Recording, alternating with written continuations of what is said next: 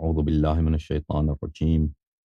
بسم الله الرحمن الرحيم. الحمد لله غير مقنوط من رحمته ولا مأيوس من مغفرته ولا مستنكف عن عبادته، الذي لا تبرح منه رحمة ولا تفقد له نعمة.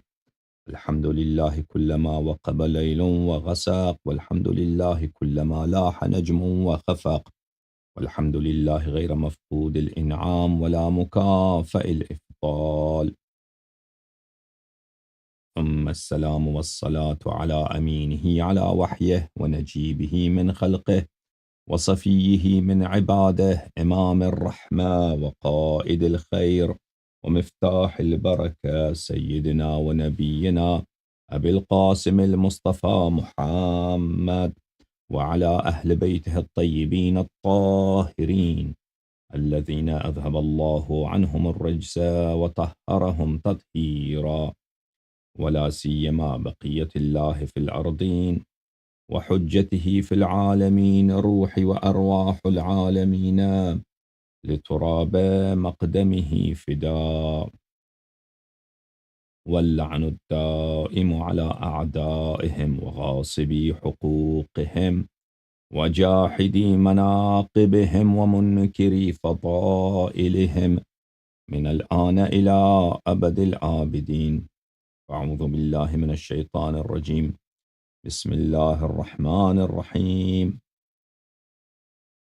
قل لا أسألكم عليه أجرا إلا المودة في القربى، ومن يقترف حسنة نزد له فيها حسنا، إن الله غفور شكور. صدق الله العلي العظيم. اللهم صل على محمد وآل محمد. اللهم لعن أول ظالم ظلم حق محمد وآل محمد وآخر تابع له على ذلك. اللهم لعن العصابة التي جاهدت الحسين وشايعت وبايعت وتابعت على قتله، اللهم لعنهم جميعا. اللهم صل على محمد وآل محمد. اللهم كن لوليك الحجة ابن الحسن صلواتك عليه وعلى آبائه في هذه الساعة وفي كل ساعة وليا وحافظا وقائدا وناصرا ودليلا وعينا، حتى تسكنه أرضك طوعا وتمتعه فيها طويلا. اللهم صل على محمد وآل محمد وعجل فرجهم الشریف۔ محترم ناظرین، سلام علیکم۔ امید رکھتا ہوں کہ جہاں بھی آپ اس پروگرام کو دیکھ رہے ہیں، اللہ تعالیٰ آپ سب کو عزت، سلامتی، طول عمر عنایت فرمائے۔ پروردگار عالم ہمیں اہل بیت طاہرین علیہم السلام اور بالخصوص مولا ابی الفضل عباس علیہ السلام، حضرت امام حسین سید الشہداء صلوات اللہ علیہما وآلہما کی محبت اور ان سے مودت اور ان کی اتباع کرنے کی توفیق عنایت فرمائے۔ پروردگار عالم ہمارے اموات کی بہت مغفرت کرے، اور پروردگار عالم ہماری بھی مغفرت فرمائے، اور پروردگار عالم ہمارے اموات کو، ہمیں اور ہماری اولاد کو شفاعت اہل بیت علیہم السلام مکررن متواترن بہت زیادہ نصیب فرمائے، اور پروردگار عالم ہمیں تا روز قیامت اہل بیت علیہم السلام کے صراط حق پر ثابت قدم رہنے کی توفیق عنایت فرمائے۔ اللہم صل علی محمد وآل محمد۔ یا اللہ یا اللہ یا اللہ، یا ارحم الراحمین یا ارحم الراحمین یا ارحم الراحمین، یا محمود بحق محمد، ویا عالی بحق علی، ویا فاطر السماوات والارضین بحق فاطمة الزہراء، ویا محسن بحق الحسن، ویا قدیم الاحسان بحق الحسین، نسألك ونقسمك صل على محمد وآل محمد وعجل لوليك الفرج، اللهم عجل لوليك الفرج، اللهم عجل لوليك الفرج، اللهم عجل لوليك الفرج، اللهم عجل لوليك الفرج، اللهم صل على محمد وآل محمد وعجل فرجهم۔ محترم ناظرین، ایک سوال جو بہت کیا جاتا ہے وہ یہ ہے کہ سینہ زنی، زنجیر زنی، اور جو بدن سے انسان بہت سارے مومن سینہ زن اور بہت سارے عزادار بدن سے خون جاری کرتے ہیں، اس کی شرعی حیثیت کیا ہے؟ اور یہ سوال بعض دفعہ شیعہ حضرات کی طرف سے کیا جاتا ہے اور بعض دفعہ ہمارے عزیز مسلمان بھائیوں کی طرف سے کیا جاتا ہے۔ تو جہاں تک ہمارے مسلمان بھائیوں کا تعلق ہے، فرقہ مخالف کا تعلق ہے، تو ان کا جواب بہت ہی سادہ ہے ان کا جواب یہ ہے کہ فرعی مسائل میں سے ہے، یہ فرعی مسائل میں سے ہے، اور ہمارا آپ سے اختلاف اصول میں بھی ہے اور فروع میں بھی ہے، اور ہم اور آپ کا جب اصول میں اختلاف ہو تو فروع پہ بات نہیں کرتے، تو فروع پر بات کرنے کی نوبت نہیں آتی۔ آپ آ کر ہمارے ساتھ گفتگو کیجئے اصول پر، توحید پر گفتگو کیجئے، رسالت میں گفتگو کیجئے کہ آپ کا عقیدہ انبیاء علیہم الصلاۃ والسلام کے متعلق کیا ہے، امامت پہ کیجئے، خلافت پہ کیجئے، قرآن کریم پر کیجئے۔ تو ان باتوں پر اگر ایک دفعہ طے ہوا کہ اہل بیت علیہم السلام امام نستجیر باللہ نہیں ہے، اور یہ جو شیعوں نے کہا ہے کہ ان کی اتباع ضروری ہے، یہ بات باطل ہے، تو لازمی بات ہے کہ پھر ہمارے سارے فروع بدل جائیں گے، ہمارے سارے فروع کے احکام بدل جائیں گے، اور ہم پھر جو مصدر آپ کا ہے وہی اس کا اتباع کریں گے۔ لیکن اگر ثابت ہوا کہ اہل بیت طاہرین علیہم السلام ہی واجب الاتباع ہیں، یہ جب ایک دفعہ طے ہوا تو پھر اس میں سب نماز کا طریقہ کیا ہے، وضو کا طریقہ کیا ہے، اور نکاح کا طریقہ کار کیا ہے، طلاق کا طریقہ کار کیا ہے، اور اسی طرح ماتم، اسی فروعات میں سے ایک فرع ہے ماتم، وہ بھی اس کا فیصلہ ہو جائے گا۔ تو یہ ایک فرعی مسئلہ ہے، یہ کس کو جواب ہے؟ یہ جماعت مخالفین کو جواب ہے۔ اما جماعت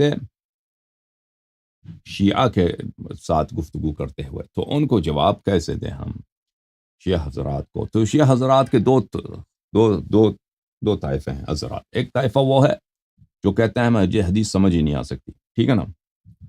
وہ حضرات جو کہتے ہیں ہمیں حدیث کبھی بھی سمجھ میں نہیں آ سکتی، اور وہ کہتے ہیں ہمیں صرف کیا سمجھ آتا ہے؟ فتوے سمجھ آتے ہیں۔ تو لازمی بات ہے ان لوگوں نے جو ایسے بیوقوفانہ اور احمقانہ طریقہ کار اختیار کیا ہے کہ ان کو سمجھ ہی نہیں آ سکتی، تو وہ آپ سے مطالبہ بھی نہیں کر سکتے نا کہ آپ ہمیں حدیث دکھائیں، کیونکہ آپ کو جب سمجھ ہی نہیں آ سکتی تو حدیث کیا دکھائیں؟ جب آپ خود کہتے ہو کہ حدیث کی سند کے سمجھنے کے لیے اجتہاد کی ضرورت ہے، حدیث کا متن سمجھنے کے لیے اجتہاد کی ضرورت ہے، مجتہد کے علاوہ نہ کوئی حدیث کی متن کو سمجھ سکتا ہے، نہ حدیث کی سند کو صحیح سمجھ سکتا ہے، اور یہ کہ ایک چیز کیا حلال ہے حرام ہے، اس کا طریقہ کار کیا ہے، اگر ہم اس کو حدیث سے اخذ کریں تو اس کا نام ہے اجتہاد، اس کا نام ہے استنباط، اور یہ مخصوص کس کے لیے؟ مجتہدین کے لیے، اور غیر مجتہد یہ کام کرے تو وہ فاسق ہے، وہ گمراہ ہے، ٹھیک ہے نا؟ تو پھر انہوں نے تو راستہ اپنے لیے شٹ کیا نا، ان لوگوں نے تو پورا دین کا راستہ ہی اپنے لیے شٹ کیا، شٹ ڈاؤن کیا ہے، یعنی بند کیا ہے، یعنی خود وہ اقرار کرتے ہیں کہ وہ کیا ہیں، وہ گدے ہیں، انسان نہیں ہیں، یعنی سمجھ نہیں آتی تو انسان کو تو سمجھ آ جاتی ہے، لیکن جب یہ کہتے ہیں انسان نے ہمیں سمجھ نہیں آ سکتی بھائی، تو انہوں نے خود کسی اور کو ان کو سمجھ آ جاتی ہے، ہمیں سمجھ نہیں آتی، تو انہوں نے جو طریقہ کار یہ اختیار کیا یہ قرآن کے خلاف ہے، یہ سنت کے خلاف ہے، یہ امامت کے خلاف ہے، اہل بیت علیہم الصلاۃ والسلام کے حجیت کے خلاف ہے، یہ دین کے خلاف ہے، اور یہ بدیہیات کے خلاف ہے، پھر ان کے اپنے طیب نفس کے خلاف، ان کی اپنی شخصیت کے خلاف ہے کہ یہ کیا کہہ رہے ہیں یہ لوگ، کہ ان لوگوں نے کیا کیا اپنے آپ کو بالکل اعتراف کہ ہم کیا ہیں، ہم گدے ہیں، ہم انسان نہیں جانور ہیں، اور تو پھر ان لوگوں کو حدیث دکھانا، ان کے ساتھ حدیث گفتگو کرنا ان کے اپنے منہج کے موافق یہ باطل کام ہے۔ ان کے لیے ایک ہی راستہ ہے کہ وہ ان کا جو مرجع کہہ دے، مرجع کہہ دے کہ جائز ہے تو جائز ہے، مرجع کہہ دے حلال ہے تو حلال ہے، مرجع کہہ دے حرام ہے تو حرام ہے، حدیث سے یہ باتیں ان کے لیے ثابت ہو ہی نہیں سکتی، اور کوئی ان کے لیے ثابت کر بھی دے نا، ثابت کر بھی دے حدیث شریف سے، تو وہ کیا ہے، وہ فسق ہے، وہ فجور ہے، کیونکہ وہ مجتہد ہی نہیں ہے، وہ خود کبھی یہ نتیجہ اخذ نہیں کر سکتے کہ یہ اس حدیث سے ثابت ہوتی ہے کہ یہ چیز جائز ہے یا جائز نہیں ہے۔ سمجھ میں آئی نا بات آپ کو؟ تو جب شیعہ حضرات کے درمیان آ جاتے ہیں تو ان کے بھی دو مکاتب فکر ہیں، اور یہ ایک مکتب فکر ہے قرآن کا، اہل بیت علیہم السلام کا، عقل کا، دین کا، وہ یہ ہے کہ اللہ تعالیٰ نے اہل بیت علیہم الصلاۃ والسلام کو حجت بنا کر بھیجا ہے، اور یہ بات نہایت ہی گھٹیا ہے، نہایت ہی احمقانہ ہے، نہایت ہی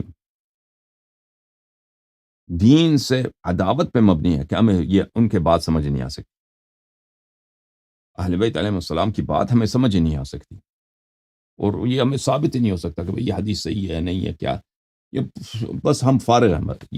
یہ جو ہے نا یہ بالکل ایک کامیڈی ہے، ایک ٹریجک کامیڈی. کامیڈی دو طرح کے ہوتے ہیں عزیزو. ایک کامیڈی یہ ہوتا ہے کہ انسان کو اس پہ ہنسی آتی ہے، ایک کامیڈی یہ ہے کہ اس پہ رو لو تم. اور یہ حالت ہے کہ اس مذہب پہ رونا ہے ہمیں، کہ جو کام اس مذہب کے ساتھ اس مذہب کے علماء نے کیا ہے، آپ کے مجتہدین حضرات نے کیا، آپ کے حوزہ علمیہ نے کیا ہے، کہ بالکل صدیوں سے آپ کو اہل بیت علیہم السلام کی تعلیمات سے محروم کر دیا ہے. اور آپ کے جو نوجوان جاتے ہیں حوزہ تو تعلیم حاصل کرنے کے لیے، ان کو بھی اہل بیت علیہم السلام کی تعلیمات سے فارغ کر دیا ہے کہ ان کو بھی سمجھ نہیں آ سکتی جب تک مجتہد نہ ہو جائیں. اور جب تک یہ مجتہد بنتے ہیں نا وہ 40-50 سال کے بعد، تو ان کا عمر ان باتوں میں گزر جاتا ہے کہ اس میں حدیث ہوتی ہی نہیں. تو پھر نہ ان کو حدیث، اس وقت تک ان کے اذہان میں اتنے نجاسات بیٹھتے ہیں، اور بالکل نجاسات ہوتے ہیں. ان کے نظریات جو ہے نا، کوئی بھی نظریہ ہو جو دین سے تعلق رکھتا ہو اور وہ اہل بیت علیہ السلام سے ماخوذ نہ ہو تو وہ نجس ہی ہوتا ہے. یاد رکھو، وہ نجس ہوتا ہے. ان لوگوں نے اپنے نظریات، علماء کے جو نظریات ہیں نا، انہوں نے کہاں سے اخذ کیے ہیں؟ جن کو یہ علم کہتے ہیں کہ بڑا عالم ہے، جن کو یہ فقہ اصول کہتے ہیں، اور جو فلسفہ عرفان ہے وہ تو کفر ہے ہی. انہوں نے جماعت عمریہ سے اخذ کیے ہیں، اہل بیت علیہ السلام سے تو اخذ نہیں کیے. تو ان کے ذہن میں یہ بہت بیٹھ جاتا ہے. پھر اس کے بعد 50 سال کے بعد یہ حدیث کہاں پڑھیں گے؟ اب ایک آدمی کی عمر 60 سال 70 سال ہو گیا، مجتہد بن گیا، وہ کب اب کہتا ہے اس کو حدیث سمجھ آتی ہے. اور پھر اس کے لیے حدیث سمجھنا ناممکن ہے، کیونکہ اس کے چہرے پہ، اس کے آنکھوں کے سامنے ایسے سن گلاسز لگا دیا نا اجتہاد کے اور علماء کے نظریات کے، کہ وہ اس کو حدیث سمجھ ہی نہیں آتی. وہ جس طرح سے وہ علماء کے نظریات کو پرکھتا ہے نا، اسی طرح حدیث کی طرف اسی آنکھ سے دیکھتا ہے، اور وہ اس کو سمجھ نہیں آتی، قرآن و حدیث اس کو سمجھ نہیں آتی. تو یہ المیہ ہے میرے عزیز. تو آپ کے نوجوان جاتے ہیں حوزہ تعلیم حاصل کرنے کے لیے، وہ واپس آتے ہیں تو وہ آپ کو دین کا کام نہیں بتاتے. دین کیا ہے عزیزو؟ یاد رکھو، دین کسی کے نظریات کا نام نہیں ہے. نظریات یہ رائے ہیں، یہ نجس ہیں، ان کو چھوڑ دیں. نظریہ ہمیشہ نجس ہوتا ہے. سمجھ میں آئی نا بات آپ کو؟ یہ نجس ہوتا ہے. خالص، پاک، طاہر، مطہر وہ ہے جو طاہر مطہر سے آپ کے پاس آ جائے. اہل بیت طاہرین علیہم الصلاۃ والسلام، ان کے فرامین، ان کے سنن، ان کے احکام، ان کے احادیث، ان کے اقوال اور ان کے افعال، یہ پاک ہے، یہ دین ہے، یہ نور، یہ ہدایت. 12 اماموں کے علاوہ، 14 معصومین علیہم السلام کے علاوہ، اللہ نے آپ پر کوئی کسی کو حجت نہیں بنایا کہ آپ دیکھیں کہ وہ کیا کہہ رہا ہے. نہیں، امام صرف اور صرف 12 امام.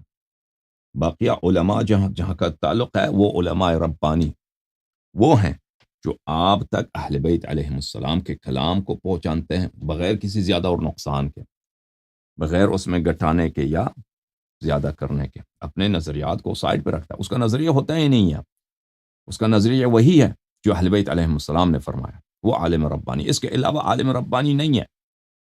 اس کے علاوہ وہ ہیں شیاطین کے جیوش ہیں جو علماء اسلام کے شکل میں ظاہر ہوئے ہیں. تو میرے محترم ناظرین، طریقہ مذہب شیعہ میں دو طریقے ہیں. ایک طریقہ وہ ہے جو امپورٹڈ ہے جماعت عمریہ سے، ہمیں حدیث نہیں سمجھ آ سکتی، ہم نے تو صرف تقلید کرنی ہے. تو ان کے لیے کیا ثابت کریں گے آپ؟ جب ان کو سمجھ ہی نہیں آ سکتی تو ان سے گفتگو کرنا ہی بیکار ہے. ان سے گفتگو کرنا ہی بیکار ہے، کیونکہ انہوں نے اپنے آپ ماتھے پہ لکھ دیا کہ جانور، ماتھے پہ لکھ دیا کہ ہم انسان نہیں ہیں، ہمیں سمجھ نہیں آ سکتی، ہمیں رسول صلی اللہ علیہ وسلم کی سنت سمجھ ہی نہیں آ سکتی، ہمیں اہل بیت علیہم السلام کی سنت سمجھ ہی نہیں آ سکتی، ان کی احادیث سمجھ ہی نہیں آ سکتی. ان سے دین لینا ہی نہیں ہم نے صرف مراجع سے لینا. اور یہ میں کوئی یہ جزاف نہیں کہہ رہا، میں کوئی باطل کام نہیں. ان کا طریقہ کار یہی ہے، تقلید کا مطلب یہی اور کچھ بھی نہیں ہے. دوسرا طریقہ کیا ہے کہ ہم دیکھتے ہیں احادیث اہل بیت علیہم السلام کی طرف. دین وہی ہے جو 12 امام نے فرمایا.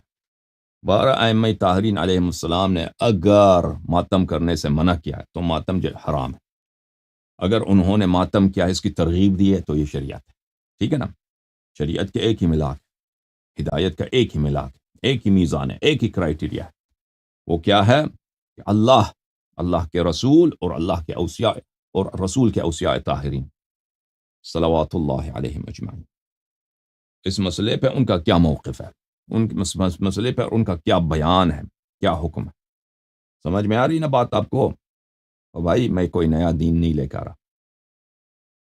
لوگ سمجھتے ہیں کہ یہ کوئی اسرائیل کا ایجنڈا ہے، پتہ نہیں یہ کسی کا، اس کے پیچھے کانسپریسی ہے، اس کے پیچھے بہت ہی بڑا کوئی سازش ہوگی۔ یہ کوئی سازش وازش نہیں ہے، یہ دین اس کے علاوہ ہے ہی نہیں، ہدایت اس کے علاوہ ہے ہی نہیں۔ بھائی بات بہت واضح ہے، تم اگر مسلمان ہو، تم اشہد ان علی ولی اللہ کہتے ہو، 12 اماموں کو مانتے ہو، سلام اللہ علی الائمۃ الطاہرین، تو اس بات میں کیوں کوئی شک ہے بھائی کہ دین اس کے علاوہ کسی چیز کا نام نہیں ہے؟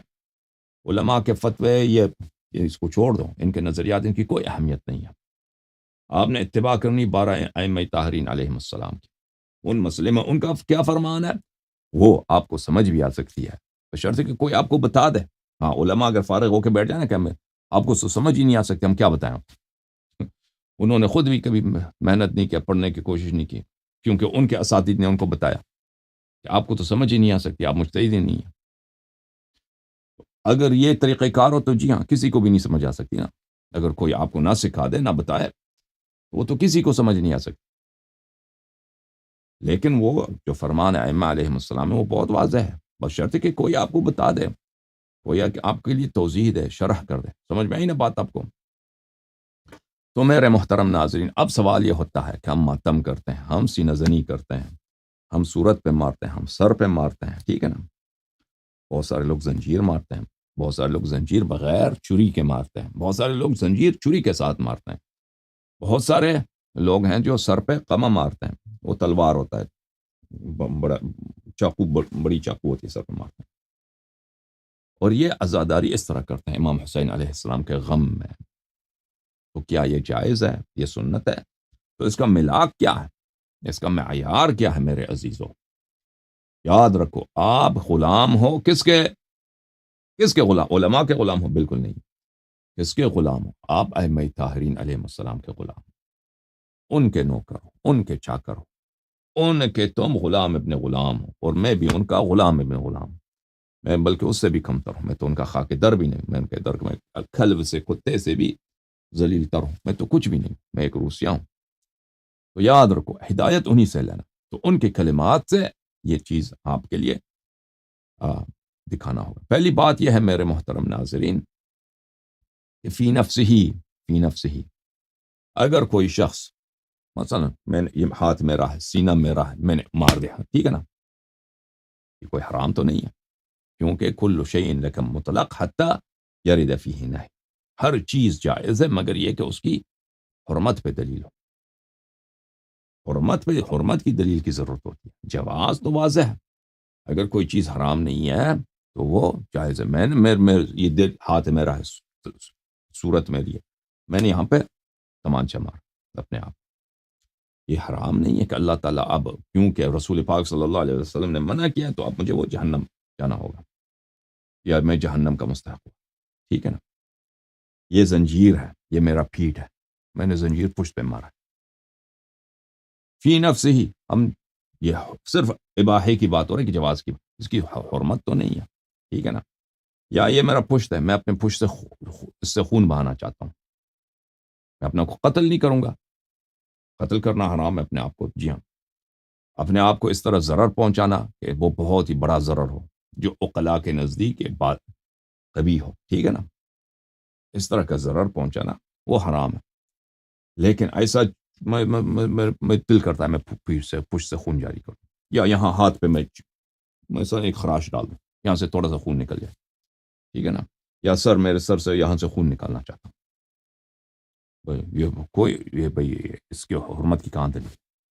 حرمت کی کہاں دلیل؟ آپ کہہ سکتے ہیں کہ ایک عاقل شخص مثلا اگر عزاداری وغیرہ نہ ہونا، بلا وجہ ایسے آپ اپنے سر سے خون نکالیں گے تو لوگ برا کہیں گے، ٹھیک ہے، تو یہ اور عنوان ہے، یہ ایک دوسری وجہ ہے کہ مومن کو یہ حق نہیں ہے کہ وہ اپنے عزت کو پامال کر دے۔ تو اگر کوئی شخص گھر میں کرتا ہے، کوئی دیکھتا بھی نہیں ہے نا، اس کا دل کرتا ہے، یعنی بدنامی کی بات ہی نہیں ہے۔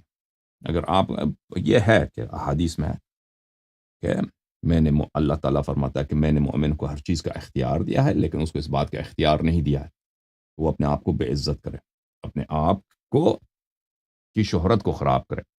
مثلاً آپ ایک ایسے معاشرے میں اگر رہتے ہیں کہ وہاں انسان اپنے سر کو کاٹ دے سب کے سامنے، تو لوگ اس کو شاید اس کو اچھی نگاہ سے نہیں دیکھیں، کہیں گے کہ یہ فضول کام ہے، لیکن یہ کوئی ضروری نہیں ہے کہ آپ کو سب دیکھ لیں۔ میں اپنے سر کو ادھر سے چھری مارتا ہوں، کوئی دیکھے بھی نہیں، ٹھیک ہے نا، خون نکالتا ہوں، تو یہ فی نفس ہی یہ تو جائز ہے، فی نفس ہی اس کے جواز میں، اس کی حرمت میں کوئی دلیل نہیں ہے۔ فی نفس یعنی قطع نظر دوسرے عناوین سے اگر ضرر کی بات کریں نا، تو اگر آپ کے لیے پانی پینا مضر ہے، پانی پینا مضر ہے، وہ تو آپ کے لیے وہ نہیں پینا چاہیے، آپ کو حرام ہو جائے گا آپ کے لیے نا۔ مثلا یہاں آپ کو ایسی بیماری ہے، پانی پئیں گے تو آپ مر جائیں گے، تو پانی نہ پئیں، ٹھیک ہے نا۔ روزہ رکھنا مثلا آپ کے لیے مضر ہے، تو روزہ رکھنا آپ کے لیے حرام ہو جائے گا۔ آپ کے لیے اگر مضر ہے کہ ضرر رکھتا ہے بڑا، آپ فلاں کام کریں گے تو پل اس پہ بڑا آپ کو ضرر پہنچے گا، تو اس کو وہ حرام ہے۔ ہم ان عناوین ثانویہ کی بات نہیں کرتے، ہم فی نفس ہی بات کرتے ہیں کہ قطع نظر دوسرے باتوں سے یہ فی نفس ہی اس کا کیا حکم ہے، ٹھیک ہے، فی نفس ہی اس کا حکم کہ میں سینے پہ ماروں، سر پہ ماروں، پشت پہ زنجیر ماروں، اس کی کوئی حرمت تو نہیں ہے، یا سر سے میں خون بہا نکالوں یا اپنے پشت سے خون نکالوں، اس کی کوئی حرمت کی دلیل نہیں ہے، ٹھیک ہے نا۔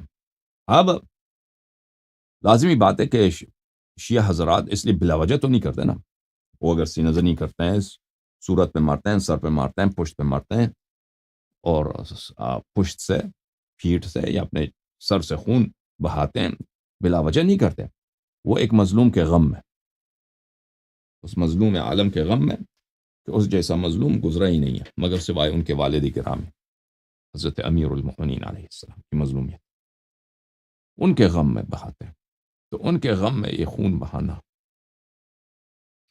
سینہ زنی کرنا، اس کا کیا حکم ہے؟ تو میرے محترم ناظرین، میں کچھ احادیث روایت آپ کو دکھاؤں گا، اگر آج کور نہ ہو سکا تو پھر انشاءاللہ کل یا اس کے بعد جب بھی ہم پروگرام رکھیں تو آپ کی خدمت میں ہم دکھائیں گے۔ تو میرے محترم ناظرین، امام حسین علیہ السلام بلکہ اہل بیت طاہرین علیہ السلام کے غم میں بے قرار ہو جانا، اپنا چین کھو دینا، یہ مستحب ہے، یہ سنت ہے، مستحب بے چین۔ صرف یہ مستحب نہیں ہے کہ انسان گریا کرے اور چیخ کے گریا کرے، بلند آواز سے گریا کرے، ٹھیک ہے نا، وہ سب مستحب ہیں۔ ملائکہ نے بلند آواز سے چیخیں مار کے گریاں کیا، رسول پاک صلی اللہ علیہ وآلہ وسلم نے بلند آواز کے ساتھ سب کے سامنے انہوں نے گریہ فرمایا۔ لیکن اس کے علاوہ ایک اور عنوان بھی ہے، اور وہ ہے جزع، بے قراری، کہ انسان بے قرار ہو جائے، اور یہ بے قراری جو ہے ایک ایسا وصف ہے کہ یہ مختلف حالات پہ، مختلف انسان کی زندگی میں جو حرکات ہیں اس پر اس کا اطلاق ہو سکتا ہے۔ غم کے مسئلے میں انسان جزع کر دے، اپنا قرار کھو دے، اپنا سکون کھو دے، بے سکون ہو جائے، بے قرار ہو جائے، ٹھیک ہے نا۔ تو ایک دفعہ انسان چیخ مارتا نا، زور سے چیخ مارتا ہے، یہ بھی ایک بے قراری، ایک بے قراری یہی ہے کہ انسان صورت پہ مارے، سر پہ مارے، سینے پہ مارے، پشت پہ مارے، مٹکا اٹھا کے سر پہ مارے، زنجیر اٹھا کے سر پہ مارے، زنجیر مثلا، یا اپنے ران پہ ہاتھ سے زور سے لگائے، ٹھیک ہے نا۔ یا بے قراری یہ ہے کہ انسان اپنا سر دیوار سے لگائے اگر غم بڑا ہو، تو وہ تو جس پہ غم نازل ہوا ہے، جس پہ غم نازل ہوا ہے، جس پہ مصیبت نازل ہوئی ہے، جتنا مصیبت نازل ہوا ہے، جتنا اس کو احساس ہے، اسی جتنا ہی وہ ظاہر کرے گا۔ تو اہل بیت علیہم السلام کے غم میں جزع کا اظہار کرنا، یہ اس کا بڑا ثواب ہے، اور یہ سنت ہے۔ انسان بے غم بے قرار ہو جائے اور اس بے قراری کو ظاہر کرے۔ اور اب بے قراری کا ظاہر کرنا، یہ جیسے میں نے عرض کیا، یہ عام ایک وصف ہے، اس کے کئی مظاہر ہو سکتے ہیں، کئی صورتوں میں انسان میں ظاہر ہو سکتا ہے، ٹھیک ہے نا۔ اس میں ایک یہی ہے کہ انسان سینے پہ مارے، نوحہ سنتا ہے تو نوحے میں ایسے اشعار ہوتا ہے، انسان سینے پہ مارتا ہے، انسان اپنے پشت پہ زنجیر مارتا ہے۔ اب جہاں تک خون بہانے کا تعلق ہے، وہ بھی میں انشاءاللہ تبارک و تعالی میں روایات احادیث سے دکھاؤں گا۔ فی نفسی ہی اس کی تو حرمت ہے نہیں، اور کوئی نہیں کہتا مثلا جو مجتہدین بدبخت جو کہتے ہیں یہ حرام ہے، وہ نہیں کہتے کہ یہ فی نفسی ہی حرام ہے، وہ کہتے ہیں اس سے مذہب بدنام ہو جاتا ہے، وہ کہتے ہیں کیونکہ وہ روشن خیال ہیں، انہوں نے کبھی اپنی زندگی میں خود نہ زنجیر زنی کو دیکھا ہے اور نہ زنجیر زنوں کے ساتھ بیٹھے ہیں، تو وہ کہتے ہیں اس سے مذہب کی بدنامی ہوتی ہے، حالانکہ انہی مجتہدین کی وجہ سے لاکھوں کی تعداد میں نہیں ملینز کے حساب سے لوگ مرتد ہو گئے، لوگ ملحد ہو گئے، لوگ ملحد ہو گئے۔ وہ آم، اب آپ ایران میں جائیں، الحاد اتنا عام ہے، الحاد اتنا زیادہ ہے، اللہ جانتا ہے کہ یعنی ائمہ طاہرین علیہ السلام کو گالی دینا، ائمہ طاہرین علیہ السلام کو بے حرمتی کرنا۔ اب یہ ایک ٹرینڈ جا رہا ہے ابھی ایران میں کہ عاشور کے دن ہم نے شراب پینا، عاشور کے دن ماتم نہیں کرنا، ابھی بہت ہے ایرانیوں کی ایک ٹرینڈ ہے کہ عاشور کے دن ہم نے شراب پینا، سب آ کے آن لائن ادھر شراب پی لو۔ اب دیکھو یہ یہ شاہ کے زمانے میں ایسا تو نہیں تھا، شاہ کے زمانے میں تھا نہیں تھا، بالکل نہیں تھا، شاہ ایک سیکولر آدمی تھا، لیکن وہ مذہب کا بڑا احترام کرتا تھا، علماء کا بڑا احترام کرتا تھا، مراجع کا بڑا احترام کرتا تھا۔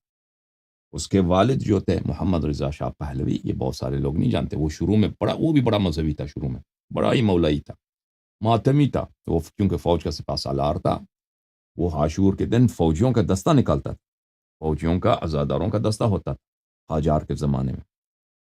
پھر وہ ہوا وہ یہ کہ وہ یورپ چلا گیا ایک دو سفر میں، جب یورپ گیا تو وہاں پہ واپسی پر ترکی چلا گیا، آتا ترک سے ملاقات ہوئی، تو اس زمانہ وہ تھا ایران میں، اس وقت زمانے میں تیل بھی نہیں تھا، ایران جو بہت ہی پسماندہ ملک، پورے ایران میں ایک ہاسپٹل بھی نہیں تھا اس زمانے میں، یہ 1920s کی بات ہو رہی۔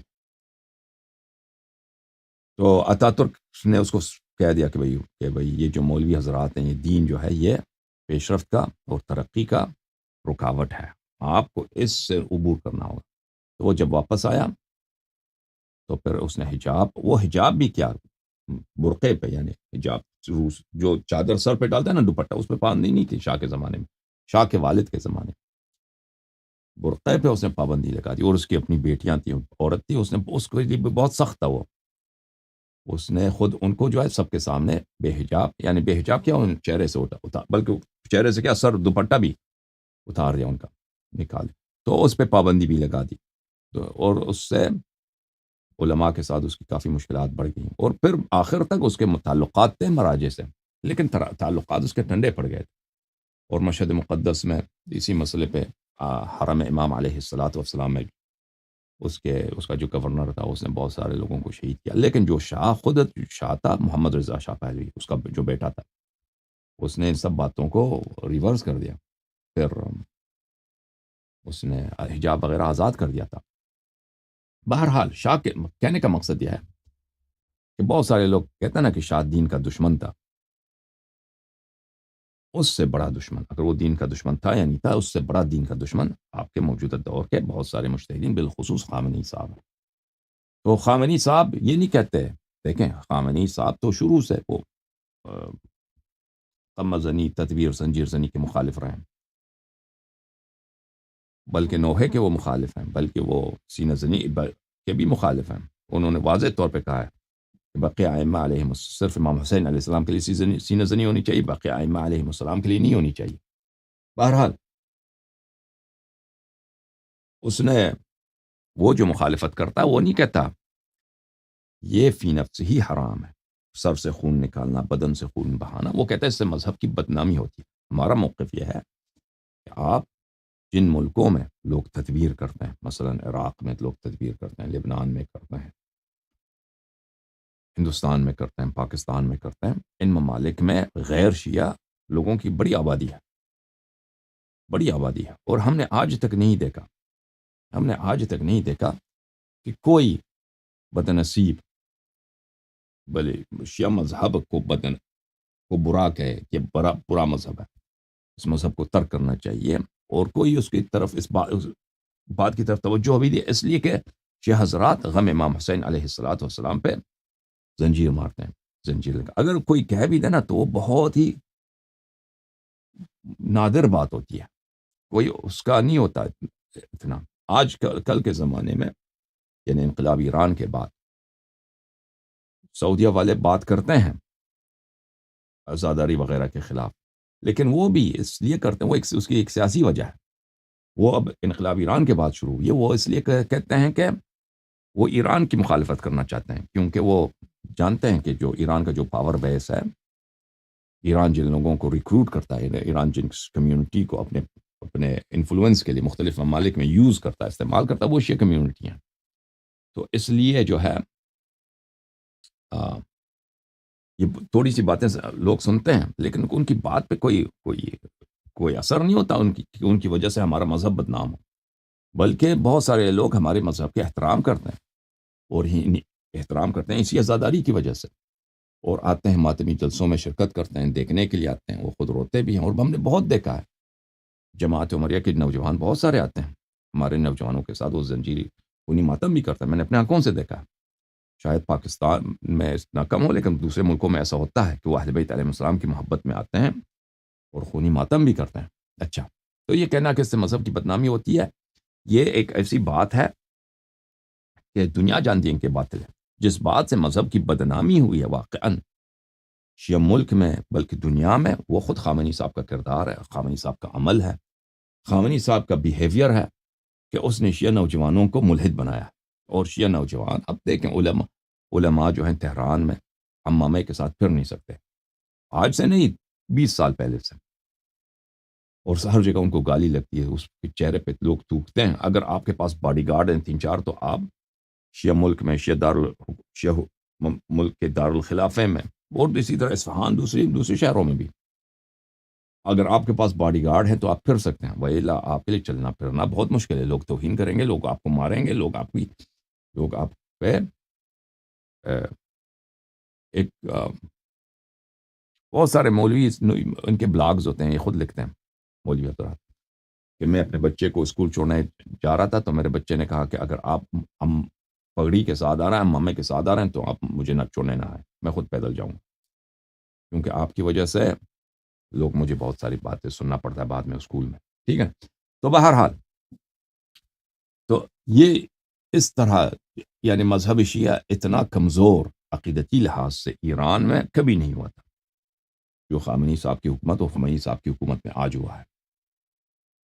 انہوں نے بالکل دین سے، ان کا جو اگلا نسل ہے نا، یہ بہت ہی تاریک نسل ہے، ایران کا جو نیکسٹ جنریشن ہے، یہ بالکل دین کے خلاف بن گئے، دین کے خلاف بن چکے ہیں، عیسائی بن رہے ہیں لوگ، وہابی بن رہے ہیں لوگ، اللہ آپ کا بھلا کرے، ملحد تو بے شمار بن رہے ہیں، اور زرتشتی جو مجوسی ہیں، پارسی ہیں، لوگ بن رہے ہیں، بس شیعہ مذہب کو چھوڑ رہے ہیں نوجوان۔ اس کی وجہ کیا ہے؟ اس کی وجہ یہ نہیں کہ ان کے پاس شیعہ مذہب پر کوئی اعتراض ہے، نہیں، اس کی وجہ یہ ہے کہ شیعہ مذہب یہی ہے جو ہمارے علماء ہمیں بتا رہے ہیں، اور یہ مذہب ایک ٹول ہے کہ لوگوں کا مال زیادہ سے زیادہ لوٹا جائے اور لوگوں عوام پہ ظلم کیا جائے۔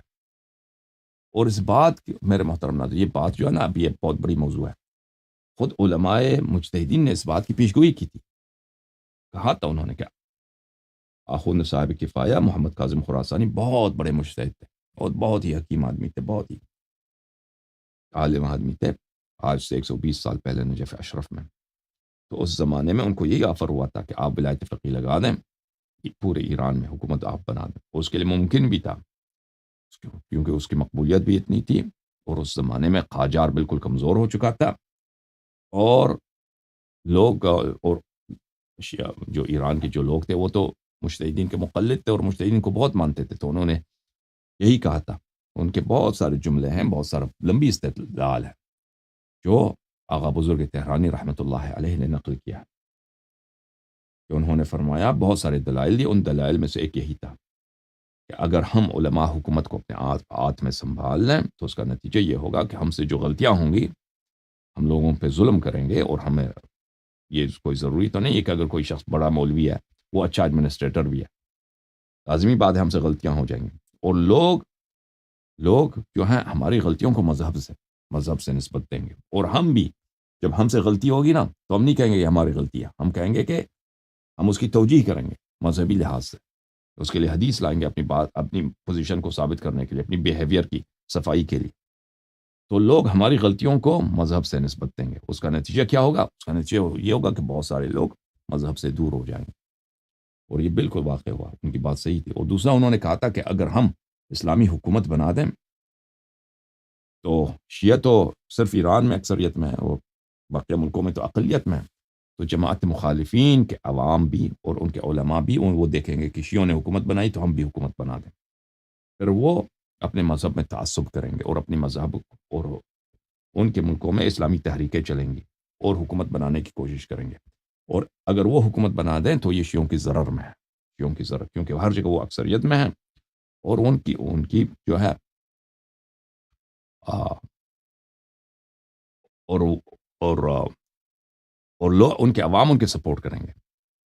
اور بالکل یہی ہوا، بالکل یہی ہوا کہ ایرانی حکومت کے بعد، اس انقلاب ایران کے بعد، جماعت عمریہ کے مملکوں میں اسلامی اور مذہبی جو تنظیمیں ہیں، آرگنائزیشنز ہیں، ان کی ریکروٹمنٹ میں، ان کی مقبولیت میں اور ان کی تحرکات میں بڑا اضافہ ہوا.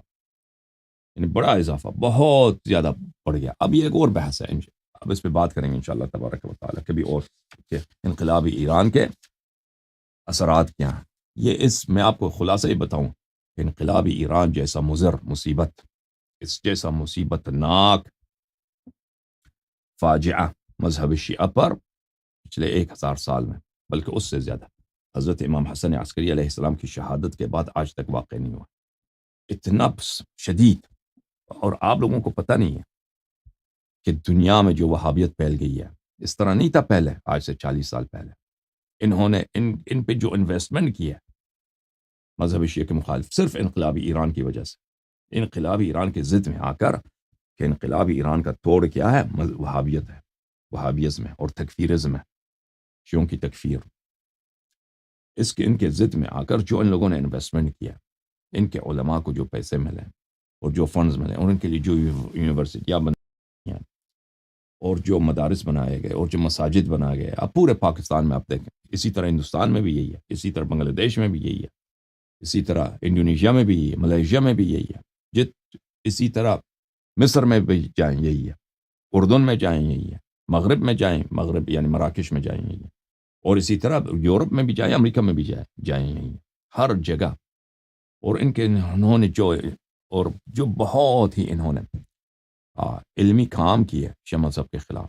اس طرح کام کبھی نہیں ہوا، اس طرح کا کام پچھلے 1000 سال میں، اس طرح کا بہت انٹینس اور یہ بہت ہی بھاری اور بہت زیادہ شیعہ مذہب کے خلاف اور اپنے مذہب کے احیاء کے لیے، کہ جتنے ان کی کتابیں تھیں، یعنی مثلا یہ متروک تھیں ان کی کتابیں، دوبارہ ان کو احیاء کیا گیا، دوبارہ ان کو نہایت ہی ذہین علماء کو تربیت دے کر کے ان کی کتابوں کی تحقیق کیا جائے. بہترین تحقیقات کے ساتھ ان کتابوں کو چھاپا گیا، احیاء کیا گیا. یعنی وہ کتابیں جو فی نفسی اگر آپ اس کو پڑھتے تو ان کے مذہب کے لیے مفید نہیں تھا، لیکن اس کے ساتھ ایسے تحقیقات کیے گئے، ایسے حواشی لکھے گئے کہ ایک عام آدمی اس کو پڑھتا ہے تو اس کے لیے اس کو رد کرنا آسان نہیں ہوتا. اور اسی طرح میرے محترم ناظرین، جو تکفیری احزاب پارٹیاں بنائی گئیں، اس کا بہترین نمونہ پاکستان میں ہے کہ کتنے اب شیعوں کا قتل ہوا. بہرحال میں موضوع سے دور چلا گیا. کہنے کا مقصد یہ ہے کہ جو حضرات کہتے ہیں کہ یہ ماتم کرنا حرام ہے، وہ نہیں کہتے کہ یہ خامنئی وغیرہ کہ ہمارے پاس حدیث ہے کہ یہ حرام ہے، وہ نہیں کہتے اس طرح. وہ کہتے ہیں اس سے مذہب کی بدنامی ہوتی ہے. فی نفسی جائز ہے لیکن مذہب کی بدنامی ہوتی ہے، ٹھیک ہے نا، کیونکہ فی نفسی تو کوئی نہیں کہتا کہ سینہ زنی حرام ہے، ٹھیک ہے نا، یا زنجیر میں اپنے زنجیر اٹھاتا ہوں میں اپنے پشت میں مارتا ہوں، یہ کوئی نہیں کہتا حرام ہے. یا اس زنجیر میں اگر چھری ہے تھوڑا سا خون میں مجھ سے بہہ جاتا ہے، ٹھیک ہے نا، میرے پشت سے، وہ کوئی نہیں کہتا یہ حرام ہے. ہاں کہتے ہیں اس سے مذہب کی بدنامی ہوتی ہے. تو میرے محترم ناظرین، اس لیے حرام ہے، لیکن حقیقت یہ ہے کہ اس سے مذہب کی بدنامی نہیں ہوتی. مذہب کی بدنامی کس سے ہوتی ہے؟ بلکہ یہ سنت ہے، بلکہ یہ سنت ہے. مذہب کی بدنامی تو علماء کے افعال سے ہوئی ہے، علماء کے افعال سے ہوئی. آپ لوگ جو پاکستانی حضرات ہیں نا، جو عام عوام ہیں، وہ اردو پریس سے تو واقفیت رکھتے ہیں لیکن فارسی میڈیا سے وہ واقفیت نہیں رکھتے. آپ نہیں جانتے ایران میں کیا کیا کیا دین کا کیا تماشا بنایا گیا، اور کتنے لوگ ہیں. میں نے عرض کیا نا کہ پیغمبر صلی اللہ علیہ وآلہ وسلم کو، ائمہ اطہار علیہ السلام کو گالی دینا یہ عام چیز بن چکا ہے.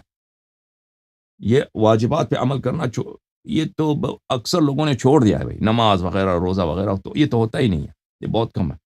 ایران کے شیعہ مساجد میں جائے نا تو بالکل خالی پڑی ہوتی ہے، خالی ہوتی ہے نماز کے وقت.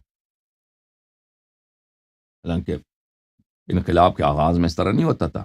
انقلاب کے آغاز میں شاہ کے زمانے کا جو نسل تھا، جو لوگ شاہ کے زمانے کے پلے بڑے تھے، انہوں نے دین علماء سے اخذ کیا تھا، لیکن شاہ کے زمانے میں، ٹھیک ہے نا، ان کا دین ایمان بہت فرق کرتا ہے زمین آسمان سے. جن لوگ خامنئی کی حکومت میں پلے بڑے ہیں اور انہوں نے دین خامنئی کے زمانے میں انہوں نے دیکھا. اچھا میرے محترم ناظرین، میں بہت دور گیا، میں آپ سے معذرت چاہتا ہوں، مجھے یہ باتیں ابھی فی الحال یہ مناسبت نہیں رکھتی، لیکن میں نے صرف ان کے جواب میں کہ دین کی بدنامی کس نے کی ہے. عزاداری نے دین کی بدنامی کی ہے. ذلیلو، یا تم مولویوں نے دین کی بدنامی کی ہے. تو میرے محترم ناظرین،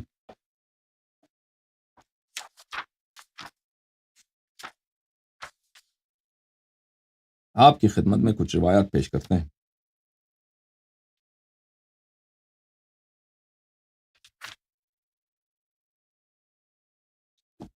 کتاب ہے کامل الزیارات. یہ کتاب کامل الزیارات نہایت ہی معتبر کتاب حدیث ہے،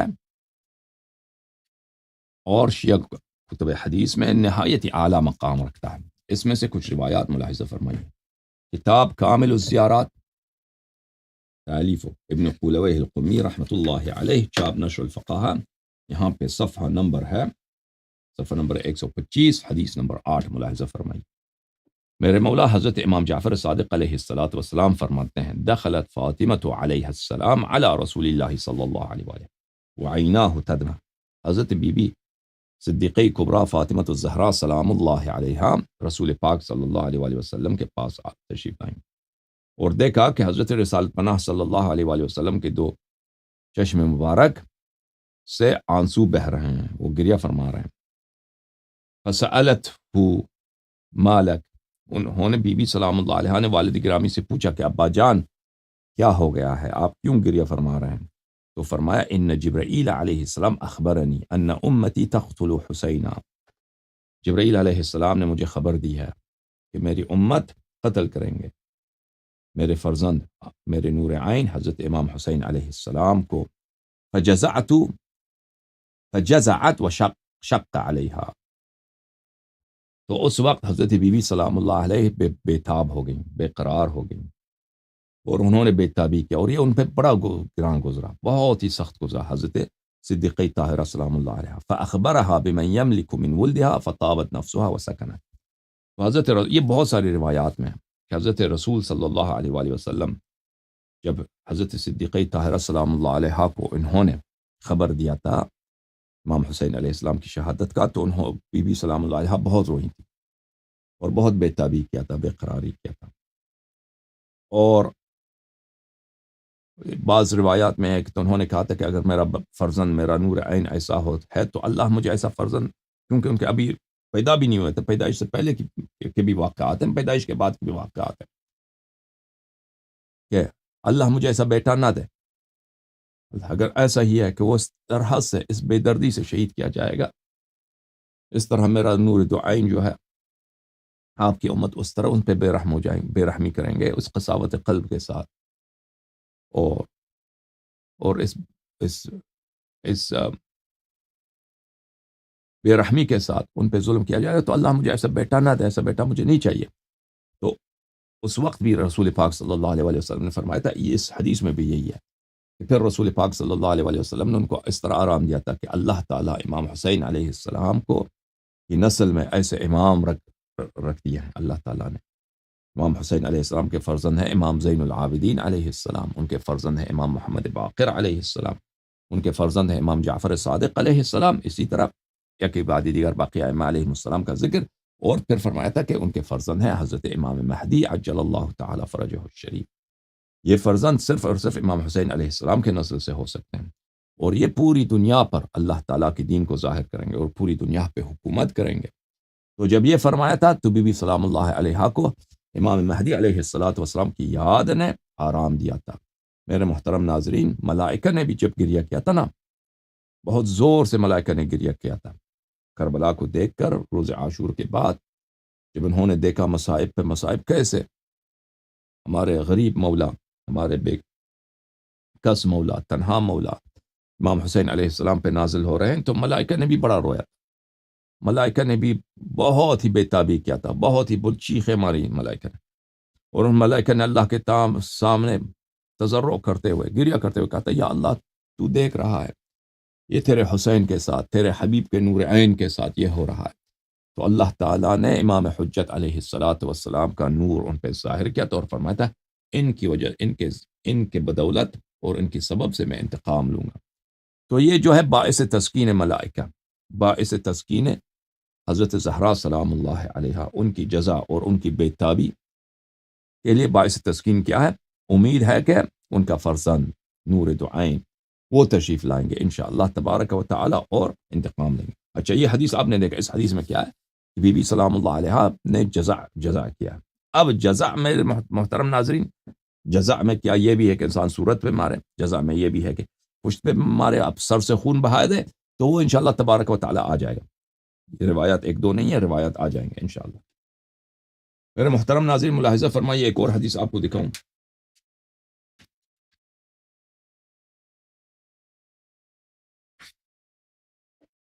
یہ صفحہ نمبر 127 ہے، یہ روایت کرتے ہیں ہمارے مولا حضرت امام جعفر الصادق علیہ الصلاۃ والسلام نے، ان جبرائیل علیہ السلام اتی رسول اللہ صلی اللہ علیہ وآلہ والحسین علیہ السلام یلعب بین یدیہ فاخبرہ ان امتہ ستقتلہ۔ جبرائیل علیہ السلام رسول پاک صلی اللہ علیہ وسلم کے پاس آئے، حضرت امام حسین علیہ السلام وہاں پر اپنے نانا کے سامنے وہ کھیل رہے تھے، تو حضرت جبرائیل علیہ السلام نے خبر دیا رسول پاک صلی اللہ علیہ وسلم کہ ان کی امت، ان کے صحابی اور ان کے تابعین امام حسین علیہ السلام کو شہید کریں گے۔ فجزع رسول اللہ صلی اللہ علیہ وسلم، تو اس وقت رسول پاک صلی اللہ علیہ وسلم بڑے بے تاب ہو گئے، بڑے بے قرار ہو گئے۔ تو یہ میرے محترم ناظرین، بے قراری کرنا، غم میں ایک رونا ہوتا ہے، ایک بے تابی کرنا ہوتا ہے، ٹھیک ہے نا، ایک بے قراری کرنا ہوتا ہے۔ بے قراری کرنا یہ ہے، بے قراری یہ ہے، بے قراری سر پہ مارنا، بے قراری مٹکا سر پہ مارنا ہے، زنجیر پشت پہ مارنا ہے، ٹھیک ہے نا، یہ بے قراری جو بھی عنوان ہو بے قراری کا، بے تابی کا، یہ سنت، یہ سنت ہے۔ اب آ جائے گا انشاءاللہ کہ ائمہ اطہار علیہم الصلوۃ والسلام نے کس طرح سے بے قراری کے طور، کس طرح سے انہوں نے بے قراری کا اظہار کیا تھا، لیکن یہ کوئی ضروری نہیں ہے کہ جس طرح انہوں نے بے قراری کا اظہار کیا آپ بھی اسی طرح کریں نا، یہ کوئی ضروری نہیں ہے۔ مثلا احسان بالوالدین یہ مستحب ہے، ہمسائے سے نیکی کرنا، پڑوسی سے نیکی کرنا یہ مستحب ہے، ٹھیک ہے نا۔ اب ہم دیکھیں کہ ائمہ علیہ السلام نے کس طرح پڑوسی سے احسان کیا ہے، ہم صرف اسی طرح کریں، باقی احسان مستحب نہیں ہے، یہ اس کا قائل کوئی نہیں، یہ عنوان جو ہے نا، یہ وصف جزع بے قراری، اس میں جو بھی عرف کہہ دے کہ یہ بے قراری ہے تو وہ مستحب ہے، اس جیسے احسان بالوالدین ہے۔ احسان بالوالدین میں اب آپ دیکھیں کہ ائمہ علیہ السلام نے اپنے والدین کی کے ساتھ کیا احسان کیا، آپ صرف وہی کریں، باقی جو ہے نہیں، سنت نہیں، یہ کوئی نہیں اس کا قائل نہیں ہے، اور نہ حدیث یہ کہتا ہے، ٹھیک ہے نا۔ احسان بنفسہ ہی جو بھی شریعت میں احسان کہلاتا ہے، عرف میں احسان کہلاتا ہے، لوگ کہیں گے کہ یہ لغت میں، عرف میں یہ چیز احسان ہے، یہ مستحب ہے، مگر یہ کہ وہ بنفسہ ہی حرام، وہ فعل بنفسہ ہی حرام، ٹھیک ہے نا۔ اگر کوئی والد، کسی کا والد چرسی ہے بھائی، آپ اس کے لیے 5 کلو چرس لے کے آؤ، کسی کا والد شرابی ہے، وہ شراب لے کے آؤ، تو یہ فی نفسی ہی حرام ہے۔ لیکن اگر والد کو کپڑے کی ضرورت ہے، یا کپڑے کی ضرورت بھی نہیں ہے، آپ اس کے لیے کپڑے خرید دیں، سلوا دیں درزی سے، ٹھیک ہے نا، یہ احسان ہے، اس کا ثواب ہے۔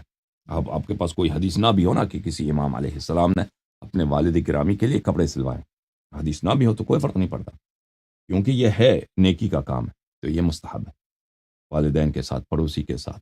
تو اسی طرح جزا جو ہے میرے محترم ناظرین، جزا فی نفس ہی ایک عنوان ہے، ایک وصف ہے، جو بھی عمل جزا سے موصوف ہوتا ہے، یعنی بے تابی، اس میں بے تابی، بے قراری، انسان گریہ کرتا ہے غم میں، یہ ہے ایک عاطفی ری ایکشن ہے، ٹھیک ہے نا، ایک سینٹیمنٹل ری ایکشن ہے، انسان کے عاطفے کا تقاضا ہے کہ انسان خوشی میں ہنستا ہے، غم میں اس کے آنسو آ جاتے ہیں، اور اسی طرح انسانیت کا تقاضا یہ ہے کہ اگر غم زیادہ بڑا ہو تو پھر وہ بے قرار ہو جاتا ہے.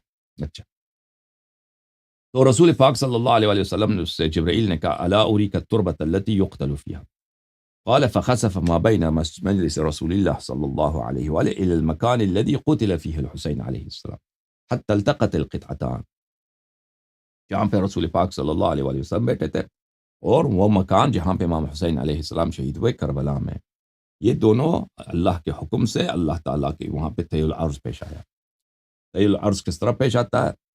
کیا انسان جلدی سے ایک مکان دوسرے مکان منتقل ہو جاتا ہے، یا وہ مکان قریب لایا جاتا ہے؟ ٹھیک ہے نا، وہ مکان قریب لایا جاتا ہے، قریب لایا جاتا ہے بھلے وہ اللہ کے حکم سے.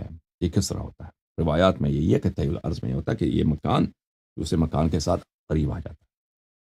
ٹھیک ہے، تو اس طرح ہوا کہ کربلا اور مدینہ آپس میں مل گئے. ٹھیک ہے نا. اب اس کا اگر انسان ہے اس طرح کے کیا ممکن ہے فزکس میں ممکن ہے، تو اگر جدید تھیوریز کا جو ہے فزکس میں اگر اس کا مطالعہ کریں تو یہ چیزیں سب ممکن ہیں. یہ چیزیں سب ممکن ہیں، یہ کوئی ناممکن باتیں نہیں ہیں. ٹائم اینڈ اسپیس جو ہے کیا ہوتا ہے؟ ٹائم اینڈ اسپیس وہ ریلیٹیو ہوتا ہے. ٹائم اینڈ اسپیس یہ کوئی ایبسولوٹ نہیں ہوتا، مطلق نہیں ہوتا. یہ ایبسولوٹ نہیں ہوتا، یہ ریلیٹیو ہوتے ہیں. ٹائم اینڈ اسپیس جو ہے یہ کم زیادہ ہو سکتے ہیں. اوکے، ٹائم اینڈ اسپیس میں اسپیس کم ہو سکتا ہے، اسپیس زیادہ ہو سکتا ہے. ٹھیک ہے نا. یہی تو ماڈرن فزکس کا سب سے بڑا انکشاف یہی ہے. بہرحال فأخذ منها ودحيت في أسرع من طرفة عين. تو وہاں سے رسول پاک صلی اللہ علیہ وآلہ وسلم نے وہاں سے مٹی اٹھایا، کربلا کی مٹی اٹھایا رسول پاک صلی اللہ علیہ وآلہ وسلم نے. اوپر دوبارہ زمین پھیل گیا، دوبارہ پہلے جیسا ہو گیا.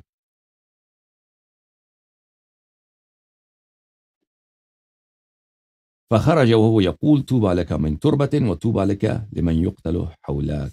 امام جبرائیل چلا گیا وہاں سے، جو جبرائیل نے کہا کہ تو کتنا مقدس مٹی ہے. اور روایات میں خاک کربلا کی بہت تعریف ہے. خاک کربلا جو ہے شفا ہے. اور صرف یہ نہیں ہے کہ امام حسین علیہ الصلاۃ والسلام کے قبر کے ساتھ وہ صرف شفا ہے، وہاں پہ تو مٹی آپ کو مشکل سے ملے گی. قبر شریف سے 4 میل کے فاصلے تک یہ سب خاک شفا ہے. اور اسی طرح امیر المؤمنین علیہ الصلاۃ والسلام رسول اللہ صلی اللہ علیہ وسلم کے روضے کا خاک بھی وہاں پہ وہ بھی خاک شفا، یہ بھی حدیث میں. اور خاک شفا جب آپ لاتے ہیں آپ کے پاس ہوتا ہے تو شیاطین اس کے ساتھ آ کر اس سے ملنے کی کوشش کرتے ہیں تاکہ اس کی برکت ختم ہو جائے، تاکہ اس کے معجزات ظاہر نہ ہو جائیں. تو روایات میں ہے کہ خاک شفا کو آپ جو ہے نا اس کو بڑے احتیاط سے رکھیں، بڑے پیار سے رکھیں، اور ہمیشہ اس کے ساتھ تسبیح پڑھیں، اس کے پاس ذکر الہی کریں تاکہ اس کے خواص کو شیاطین کم نہ کر سکیں. ٹھیک ہے نا. اور اس میں یہ حدیث میں یہ بھی ہے خاک شفا کے متعلق میرے محترم ناظرین کہ انسان کا جتنا عقیدہ سالڈ ہوگا، عقیدہ جتنا پاک ہوگا، یہ خاک شفا دے گا ہمیں، تو وہ شفا دے گا انشاءاللہ تبارک و. اللہ تعالیٰ نے امام حسین علیہ الصلاۃ والسلام کو بہت سارے مقامات سے نوازا ہے، بہت سارے انعامات سے نوازا ہے، بہت سارے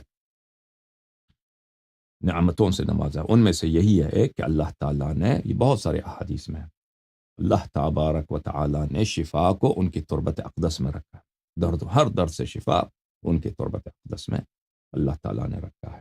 اچھا، تو جبرائیل نے اس خاک کو خطاب کرتے ہوئے کہا طوبی لک من تربۃ، تو کتنا پیارا مٹی. یا سبحان اللہ. وہ جبرائیل جو عرش جاتا ہے، ٹھیک ہے نا، اس نے تو عرش کے مٹی بھی دیکھا ہے، جنت کے بھی مٹی دیکھیں، اس نے تو بہت سارے مٹی دیکھیں. لیکن جبرائیل کو اگر پیار ہے، جبرائیل کو اگر کبھی یہ نہیں ہوا کہ جبرائیل جو ہے نا حدیث میں نہیں ہے عرش سے کوئی مٹی لے کے آئے رسول پاک صلی اللہ علیہ وسلم کے لیے، جنت سے لے کے آئے، کبھی نہیں. ہاں، کیونکہ رسول پاک صلی اللہ علیہ وسلم کا اپنے گھر کا مٹی وہ جنت کی مٹی سے بہتر ہے، عرش کی مٹی جیسا. لیکن کربلا کا جو تربت ہے بارہا احادیث میں ہے کہ اس کو جبرائیل نے رسول پاک صلی اللہ علیہ وسلم کے لیے لایا ہے. رسول پاک صلی اللہ علیہ وسلم نے اس کو چوما ہے، اس خاک اقدس کو. رسول پاک صلی اللہ علیہ وسلم نے اس کو پکڑ کر رویا ہے. رسول پاک صلی اللہ علیہ وسلم نے اس کو نے زوجہ ام سلمہ کو تھمایا ہے، تم اس کو رکھو اپنے پاس، اس کا خیال رکھو، بوتل میں رکھ دو اس کو، اور جب اس پہ خون آ جائے تو سمجھ لینا کہ یہ میرا فرزند شہید ہو گیا۔ تو یہ جو ہے سب کیا ہے؟ بھلے کربلا کی عظمت ہے، اور یہ سب کیا ہے؟ یہ امام حسین علیہ الصلوۃ والسلام کا خاک پاک کی یہ عظمت ہے۔ تو آپ دیکھیے کہ رسول پاک صلی اللہ علیہ وسلم کے دل میں، جبرائیل کے دل میں، اللہ تعالیٰ کے پاس امام حسین علیہ السلام کی کیا مقام ہے، کیا محبت ہے، کیا مودت ہے۔ اچھا، تو امام علیہ السلام نے فرمایا کہ سلیمان کے لیے بھی، سلیمان کا جو وزیر تھا آصف ابن برخیا، اس نے بھی جو تیل عرض کیا تھا یہی تھا کہ اس کے پاس اسم اعظم تھا، اسم اعظم اس نے پڑھا تھا تو بلقیس کا تخت جو ہے بالکل وہ جڑ گیا تھا سلیمان علیہ السلام کی دربار کے ساتھ۔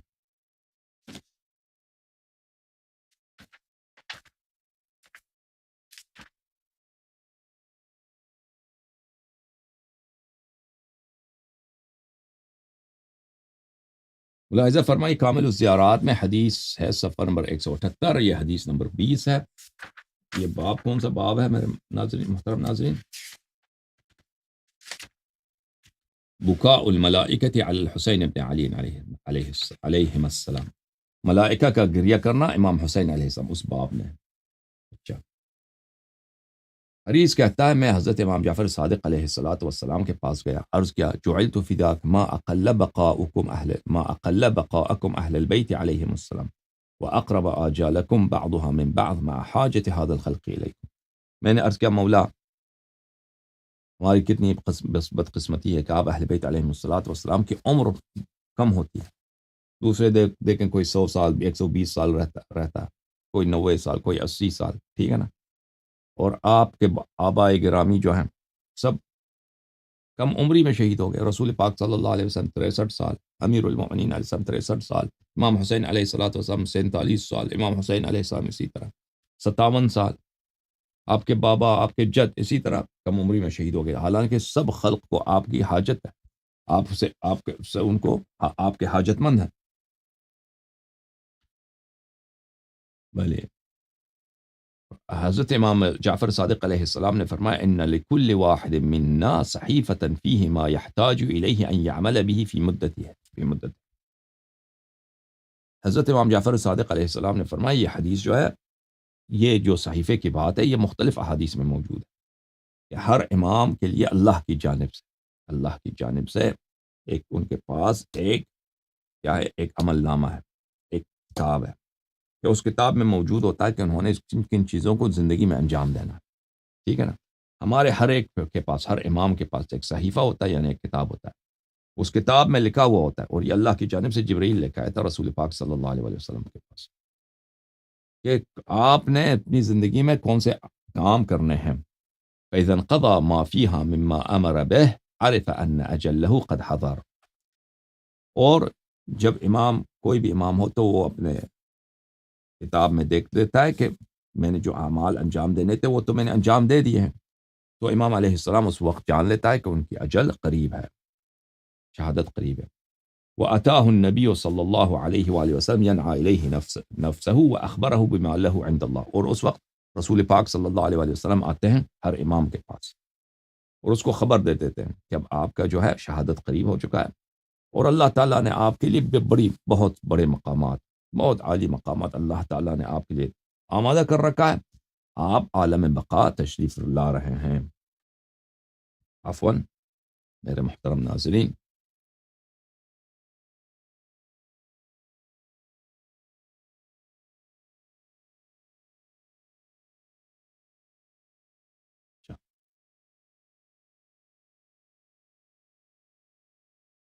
وإن الحسين عليه السلام قرأ صحيفته التي أعطيها وفسر له ما يأتي وما يبقى۔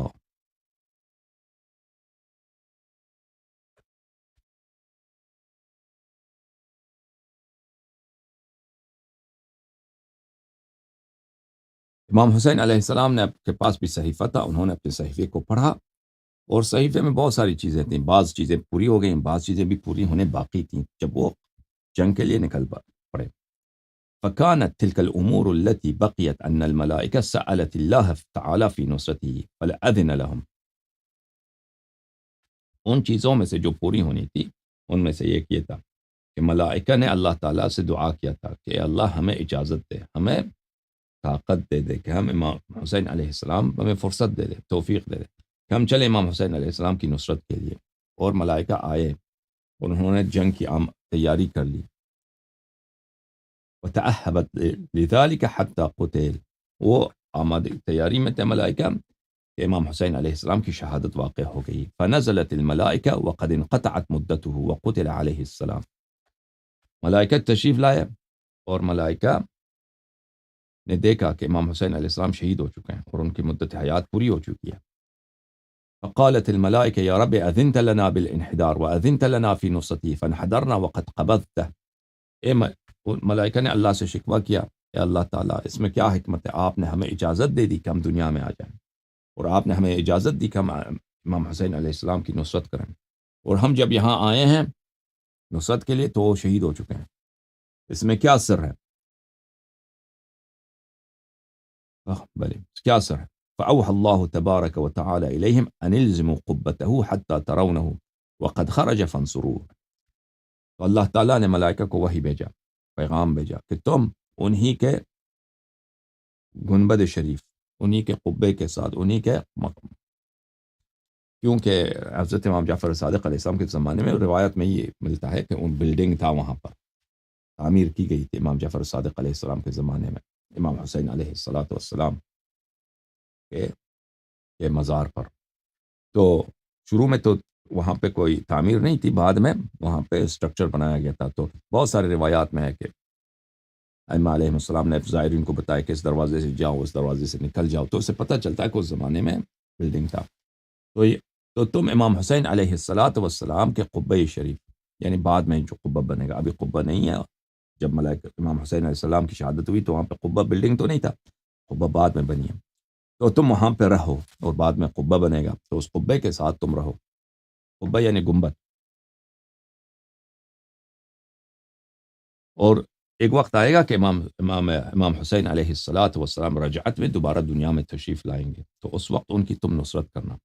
اور یہ رجعت کی روایات بہت زیادہ ہیں اور یہ ضروریات مذہب میں سے ہے، کیونکہ اس کی احادیث بہت زیادہ ہیں اور بہت ہی صحیح احادیث میں ہے کہ ائمہ طاہرین علیہم السلام رجعت فرمائیں گے، امام حسین علیہ السلام رجعت فرمائیں گے اور اپنے قاتلین سے انتقام لیں گے۔ اچھا، وَابْكَوْا عَلَيْهِ عَلَى مَا فَاتَ وَعَلَى مَا فَاتَكُمْ مِن نُصْرَتِهِ، تو تم ان پہ امام حسین علیہ السلام پہ گریہ کیا کرو اور اس مصیبت پر کہ تم ان کی نصرت نہ کر سکے گریہ کیا کرو۔ وَإِنَّكُمْ خُصِصْتُمْ بِنُصْرَتِهِ وَالْبُكَاءِ عَلَيْهِ، تو اللہ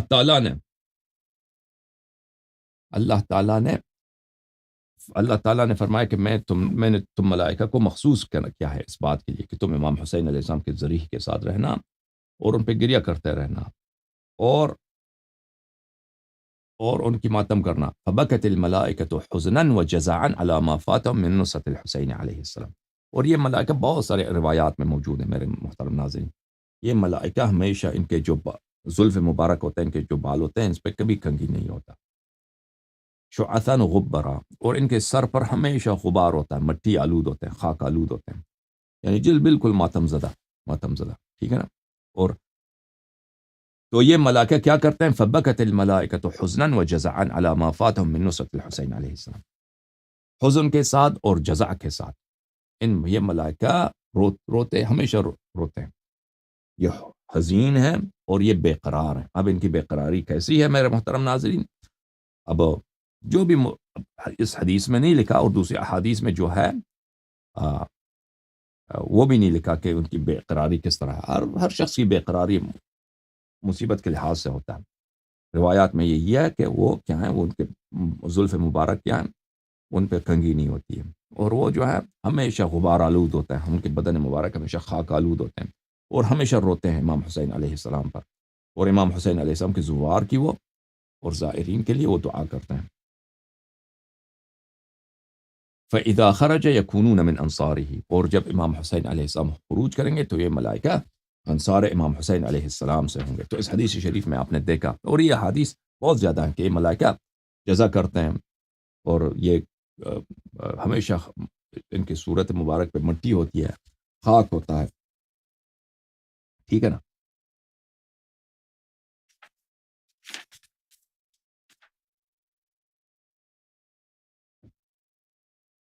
ملاحظہ فرمائیے یہ حدیث، یہ کون سا باب ہے میرے محترم ناظرین؟ یہ باب ہے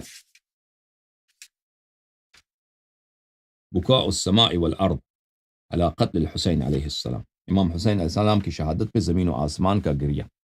میں بہت سارے احادیث ہیں. حدیث نمبر 23،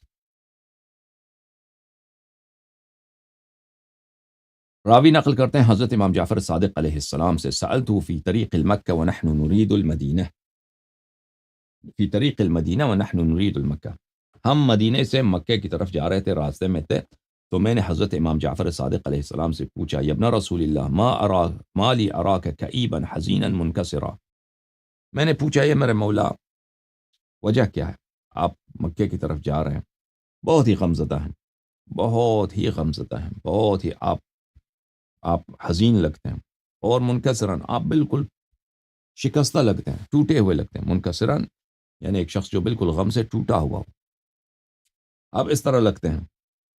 فقال لو تسمع ما اسمع لشغلك عن مسألتي، تو امام جعفر صادق علیہ السلام نے فرمایا کہ اے صفوان جمال، اگر تو بھی، تیرے کان بھی وہی سنتے جو میں سنتا ہوں، تو بھی وہ غیب کی آوازیں سنتا تو میں سنتا ہوں، تو مجھ سے یہ سوال نہ کرتا کہ میں کیوں اتنا حزین ہوں.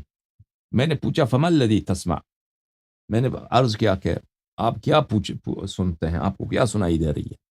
تو فرمایا ابتحال الملائکة الى اللہ عز وجل على قتلة امیر المؤمنین علیہ السلام وقتلة الحسین علیہ السلام. ابتحال بولتے ہیں شدید لعنت. میں سن رہا ہوں کہ ملائکہ کیسے شدید لعنت کر رہے ہیں اور کیسے بد دعائیں دے رہے ہیں، اللہ تعالیٰ سے تضرع کر رہے ہیں کہ اللہ اپنی عذاب بڑھا دے. کس پر؟ جن لوگوں نے امیر المؤمنین علیہ السلام کو شہید کیا ہے، جن لوگوں نے قتلت امیر المؤمنین، قاتل امیر المؤمنین علیہ السلام نے، قتلت امیر المؤمنین علیہ السلام، جن لوگوں نے امیر المؤمنین علیہ السلام کو شہید کیا. ٹھیک ہے نا؟ صرف ابن ملجم نہیں ہے، ٹھیک ہے نا. لعن اللہ امتا قتلتکم بالایدی والالسن، زیارت شریف میں ہے کیا، خدا لعنت کرے ان طوائف کو جنہوں نے آپ کو تلواروں سے قتل کیا اور اپنی زبانوں سے قتل کیا. ٹھیک ہے نا؟ اور زبان کا جو قتل ہوتا ہے وہ تلوار کے قتل سے کم نہیں ہوتا. تو اے اللہ امیر المؤمنین علیہ السلام کے قاتلین پر اور امام حسین علیہ السلام کے قاتلین پر بڑے لعنت اپنے بھیج دے. ونوح الجن وبکاء الملائکہ، اور میں سن رہا ہوں کہ جن بہت نوحے کرتے ہیں، جن جو ہیں بڑے نوحہ سرائی، مومن جو جن ہیں وہ بڑے نوحہ سرائی کرتے ہیں امام حسین علیہ السلام کے لیے، گریہ کرتے ہیں، مرثیہ پڑھتے ہیں، سینہ زنی کرتے ہیں، وہ مجھے سنائی دیتا ہے. اور بکاء الملائکہ الذین حولہ، اور مجھے سنائی دیتا ہے کہ جو ملائکہ کربلا میں ہیں امام حسین علیہ الصلوۃ والسلام کے ذریعہ مبارک کے آس پاس دروازہ شریف کے ساتھ قبے کے ارد گرد پرواز کرتے ہیں، صورتوں پہ سب مٹی خاک آلود، کتنے شدید وہ گریہ کرتے ہیں ہمیشہ، مجھے سنائی دیتا ہے. وشدت جزعہم، اور وہ کتنے شدید بےتاب ہیں، کس شدت کے ساتھ وہ بےتابی کرتے ہیں، بے قراری کرتے ہیں، ان میں چین نہیں ہے. غم نے ان کا چین، غم حسین علیہ السلام نے، حزن امام حسین علیہ السلام نے ان کے سب چین ان سے لوٹا ہوا. اور غم میں بے چینی جو ہے انشاءاللہ تبارک و تعالی آ جائے گا کہ حضرت زینب سلام اللہ علیہ نے اپنے سر محمل کو مارا ہے. امام زین العابدین علیہ الصلوۃ والسلام نے اپنا سر شریف حدیث میں ہے دیوار سے مارا ہے، سر سے خون بہایا. تو انشاءاللہ تبارک و تعالی یہ ہم آپ کو دکھائیں گے، لیکن یہ ابھی فی الحال صرف جزا کو ثابت کر رہے ہیں کہ جس طرح بکا مستحب ہے اسی طرح جزا بھی مستحب ہے. ٹھیک ہے نا؟ فمن يتهنأ مع هذا بطعام او بشراب او نوم، تو مولا امام جعفر صادق علیہ السلام نے فرمایا کہ اس مصائب کو دیکھ کر کس طرح انسان مثلا سو سکتا ہے یا اچھا کھانے کو انجوائے کر سکتا ہے، اس کو وہ اس سے اس کو گوارا آ جائے، کھانا یا پینا انسان کو گوارا آ جائے.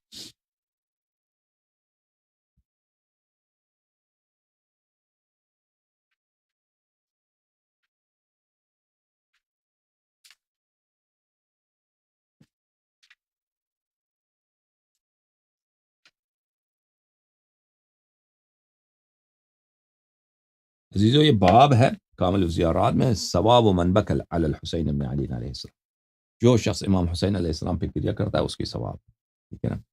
یہاں پر حدیث ملاحظہ فرمائیے،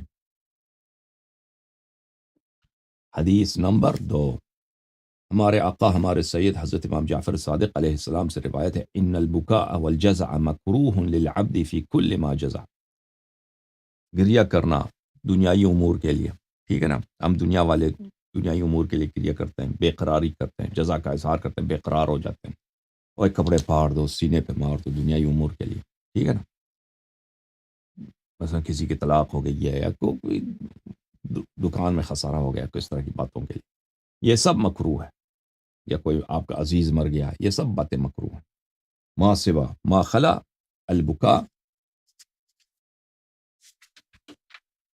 والجزع علی الحسین ابن علی علیہ السلام، سوائے کہ بکا اور جزع آپ امام حسین علیہ السلام کے لیے کریں، اور بقیہ ائمہ طاہرین علیہ السلام، کیونکہ ان فضائل میں یہ سب شریک ہیں، ٹھیک ہے نا، بقیہ ائمہ طاہرین علیہ السلام میں، اور روایات میں ہے، بہت ساری روایات میں ہے کہ وہ صرف یہ نہیں ہے کہ صرف امام حسین علیہ السلام کے لیے رونا ہوتا ہے، بقیہ ائمہ علیہ السلام کے رونے کے مصائب میں رونا اور جزا کرنا بھی وہی ہے، مستحب ہے، فإنه فیہ مأجور، اس امام حسین علیہ السلام کے غم میں انسان جزا کر دے تو انسان کو اجر ملتا ہے۔ ملاحظہ فرمائیے عزیز، یہ حدیث ہے مسمع ابن عبد الملک کردین البصری روایت کرتے ہیں، کس سے؟ ہمارے مولا امام جعفر صادق علیہ السلام سے۔ اس نے کہا امام جعفر صادق علیہ السلام نے مجھے فرمایا، یا مسمع انت من اہل العراق ما تأتی قبر الحسین علیہ السلام، فرمایا کہ اے مسمع، آپ کا تعلق عراق سے ہے، کوفے سے ہے، بصرے سے ہے، آپ کیا میرے جد امام حسین علیہ السلام کے قبر پہ جاتے ہیں؟ تو میں نے کہا لا انا رجل مشهور عند اهل البصرة وعندنا من يتبع هوا هذا الخليفة وعدونا كثير من اهل القبائل من النصاب وغيرهم ولست آمنهم ان يرفعوا حالي عند ولد سليمان فيمثلون بي۔ میں نے کہا کہ مولا میں تو بڑا مشہور آدمی ہوں، ہمارے بہت سارے نواسب پڑوسی ہیں، نواسب ہمارے قبیلے میں رہتے ہیں، اگر میں امام حسین علیہ السلام کی زیارت کے پاس جاؤں تو یہ میری چولی لگا دیں گے، رپورٹ دیں گے، پھر وہ کیا کہیں گے، پھر میرے ناک کاٹ دے گا، وہ میرا کان کاٹے گا، میرا ہاتھ کاٹ دے گا، میرا ہاتھ کاٹ دے گا، میرا ناک کاٹ دے گا، میرے آنکھیں نکال دے گا، اتنا ظالم ہے زیارت پہ، تو میں جرأت نہیں کر سکتا زیارت پہ جانے کی۔ تو مولا امام علیہ السلام نے فرمایا افما تذکر ما صنع به، تو مولا امام جعفر صادق علیہ السلام نے کہا کہ بلا تو زیارت نہیں جاتا تو مجھے بتاؤ، کیا تو ان کے ذکر مصائب بھی کرتا ہے؟ امام حسین علیہ السلام کے ذکر مصائب بھی کرتا ہے؟ جانے کی توفیق نہیں ہے، ان کا ذکر مصائب بھی کیا تم کرتے ہو؟ میں نے کہا نعم، جی ہاں، میں بہت ذکر مصائب کرتا ہوں۔ قال فتجزع، تو مولا امام جعفر صادق علیہ السلام نے فرمایا کہ کیا تم بے قرار بھی ہو جاتے ہو، بے چین بھی ہو جاتے ہو ان کی مصیبت میں؟ امام حسین علیہ السلام کی مصیبت، ان کے نوحے سن کر، ان کے مصائب سن کر، یا ان کے مصائب کو یاد کر کے کیا ایسا ہوتا ہے کہ تو جزا کرے، تو بے قرار ہو جائے، تو اپنا سکون کھو دے؟ قلت ای واللہ، میں نے عرض کیا جی ہاں، خدا کی قسم میں بے قراری، اب بے قراری کے مختلف اشکال ہوتے ہیں، اس شخص کی بے قراری کو دیکھیں، یہ اس کی بے قراری یہ ہے کہ کھانا کھانا چھوڑ دیتا ہے، کہتا ہے میں کھانا پھر کئی دنوں تک کھانا مجھ سے کھایا نہیں جاتا۔ یہ مصیبت، انسان پہ مصیبت آ جائے نا، اس کے مختلف اقسام ہوتے ہیں، مختلف اطوار ہوتے ہیں۔ قال والله واستعبر لذلك حتى يرى اهلي اثر ذلك علي، اس نے کہا کہ میں اتنا روتا ہوں کہ سب لوگوں کو میرے چہرے پہ پتہ چل جاتا ہے کہ یہ شخص، انسان زیادہ روئے نا اس کے آنکھوں سے پتہ چل جاتا ہے، چہرے سے پتہ چل جاتا ہے، میرے اہل خانہ دیکھتے ہیں کہ اس نے بہت گریہ کیا، اس کے میرے چہرے پہ رونے کے آثار ظاہر ہوتے ہیں، اور میرے اہل خانہ دیکھ لیتے ہیں، فامتنع من الطعام حتى يستبين ذلك في وجهه، اور کھانا چھوڑ دیتا ہوں، کھانا نہیں کھاتا، یہاں تک کہ بالکل میرے چہرے پر اس کے آثار ظاہر ہوتے ہیں کہ اس شخص نے کئی دن کھانا نہیں کھایا، شخص نے، یہ بڑا بھوکا ہے، اس نے کئی دن کھانا نہیں کھایا۔ اچھا، قال رحم اللہ دمعتک، مولا حضرت امام جعفر صادق علیہ السلام نے فرمایا کہ تیرے آنسو کتنے پیارے ہیں، خدا رحمت نازل کرے تیرے آنسوؤں پر، تیرے آنسوؤں۔ اما انک من الذین یعدون من اہل الجزع لنا، بے شک تو ان لوگوں میں سے تیرا شمار ہے تو نہ صرف ہمارے لیے روتے ہیں بلکہ ہمارے لیے بے تاب بھی ہو جاتے ہیں، بے قرار ہو جاتے ہیں، اپنا سکون کھو جاتے ہیں ہماری مصیبت میں۔ والذین یفرحون لفرحنا ویحزنون لحزننا، آپ انہی لوگوں میں سے، ہمارے خوشیوں میں سے جو ہمارے خوشی میں خوش ہو جاتے ہیں اور ہمارے غم کے ایام میں غم زدہ ہو جاتے ہیں۔ وَيَخَافُونَ لِخَوْفِنَا وَيَأْمَنُونَ إِذَا آمَنَّا، اور ہم پہ جب کوئی خطرہ ہوتا ہے تو وہ خطرہ اپنے وجود میں احساس کرتے ہیں، اور ہم جب امن و امان میں ہوتے ہیں تو وہ بھی امن و امان میں ہوتے ہیں۔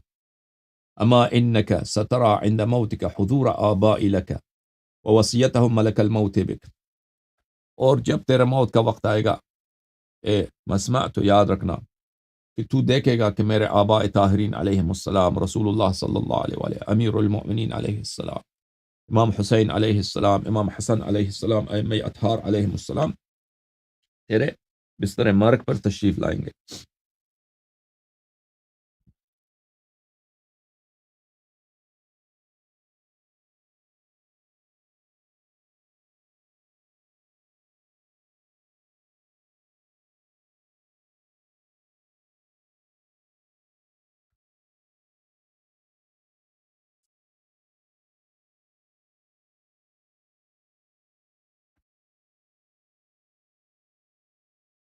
وہ وصیت ہم ملک الموت بک، اور امیر المؤمنین علیہ الصلوۃ والسلام وصیت فرمائیں گے ملک الموت سے، رسول اللہ صلی اللہ علیہ وآلہ وسلم۔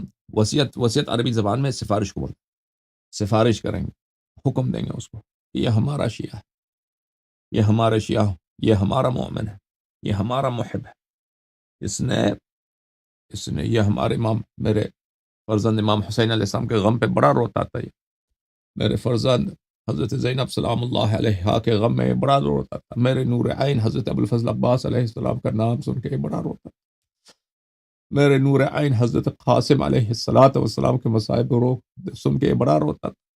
اے ملک الموت، یاد رکھ یہ مومن ہے، یہ ہمارا شیعہ ہے، یہ حضرت علی اکبر علیہ السلام کے غم میں اس نے بڑے رویا، حضرت علی اصغر علیہ السلام کے غم میں اس نے بڑے گریہ کیا، اس نے بڑے ماتم کیا، اس نے بڑے تماچے اپنے چہرے پہ مارا ہے،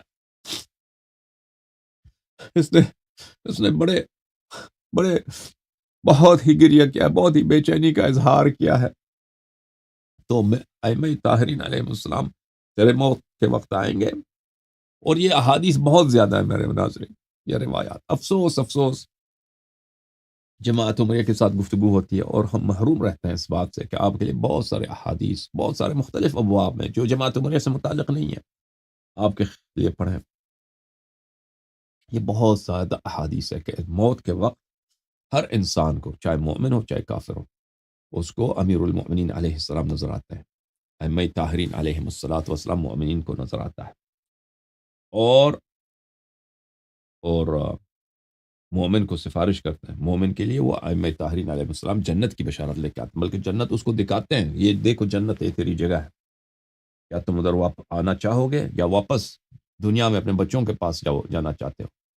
تو جب مومن اس کو دیکھتا ہے کہ جی یہ میری جنت میں میرا مقام ہے، دنیا میں دیکھتا ہے، ٹھیک ہے نا، ابھی مرا نہیں ہے، اور جو آس پاس مومن مرتے وقت مومن کے پاس لوگ ہوتے ہیں نا، ان کو یہ باتیں نہیں نظر آتی، بعض لوگوں کو نظر آتی ہیں، بعض دفعہ، بہت دفعہ ایسا ہوا ہے کہ مومن مرتے وقت انہوں نے ایسی باتیں کی ہیں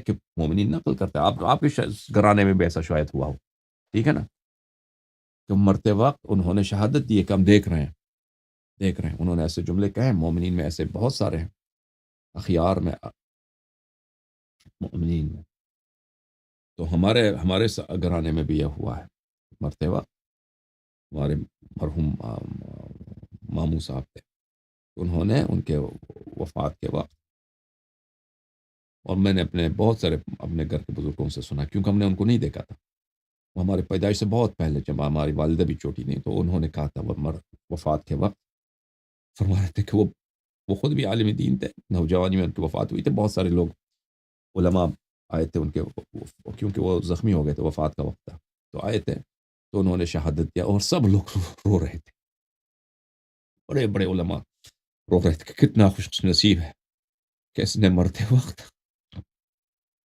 اس نے یہ شہادت دی۔ تو میرے محترم ناظرین،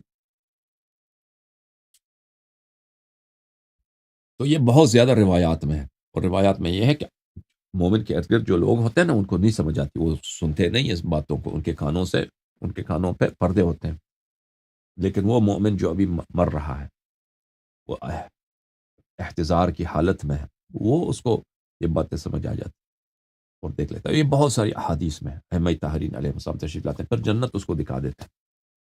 پھر مومن جب جنت میں اپنا مقام دیکھتا ہے اور پھر اس دنیا کی طرف دیکھتا ہے، تو وہ کہتا ہے کہ نہیں، میں جنت چاہتا ہوں، میں اس دنیا میں درد ہے، یہاں پہ رنج ہے، یہاں پہ کیا کرنے جاؤں؟ اور ائمہ طاہرین علیہ السلام اس کو فرماتے ہیں تو جنت جائے گا، اور تیرے بچوں، اپنے بچوں کا فکر نہ کرنا، اس کی کفالت ہم کریں گے دنیا میں، جن کا بھی تجھے فکر ہے نا کہ میں جب مر جاؤں گا تو میرے بعد دنیا میں ان کا کیا ہوگا، ان کا فکر نہیں کرنا، ہم ان کا ٹیک کیئر کریں گے۔ یہ موت کے وقت آ جاتا ہے۔ تو میرے مولا حضرت امام جعفر صادق علیہ السلام نے اس عزادار کو، مسمع قرطین کو، یہ صحیح روایت ہے، تھی معتبر روایت، اس طرح فرمایا کہ تو دیکھے گا اپنے مرتے وقت کہ میرے آباء طاہرین علیہ السلام آئیں گے اور ملک الموت کو سفارش کریں گے کہ یہ ہمارا شیعہ، یہ عزادار ہے، یہ محب امیر المؤمنین علیہ السلام ہے، یہ محب امام حسن علیہ السلام ہے، یہ محب امام حسین علیہ السلام، یہ امام حسین علیہ السلام کی یاد میں بڑے روتے تھے۔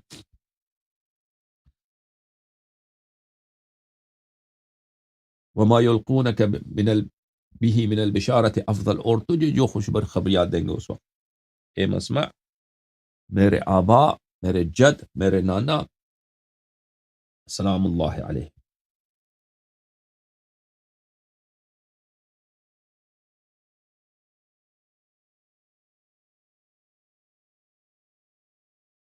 تجھے جو خوش بشارتیں دیں گے، خوشخبریاں دیں گے، جنت میں تجھے مقام دکھائیں گے، ٹھیک ہے نا؟ تو وہ تو اس کا تصور بھی نہیں کر سکتا۔ وملك الموت أرق عليك وأشد رحمة لك من الأم الشفيقة على ولدها، جو ملک الموت جو ہے اس وقت تجھ پہ بڑا اس کو ترس آئے گا۔ ایک والدہ جو اپنے بچے سے محبت کرتی ہے، اس سے زیادہ ملک الموت آپ سے محبت کرے گا۔ جنت سے ایک پھول لائے گا، کہے گا مومن سے کہ اس کو سونگ لو تم، جو ہی تم پھول کو سونگو گے تیرے نفس قبض ہو جائے گا۔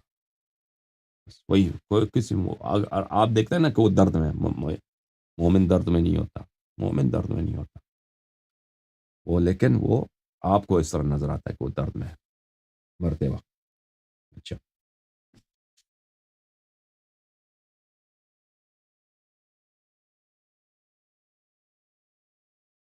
میرے محترم ناظرین، اب میں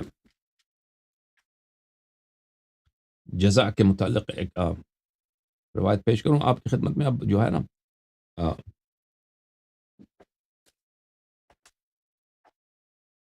کیونکہ 1.5 گھنٹے تو ہو گئے۔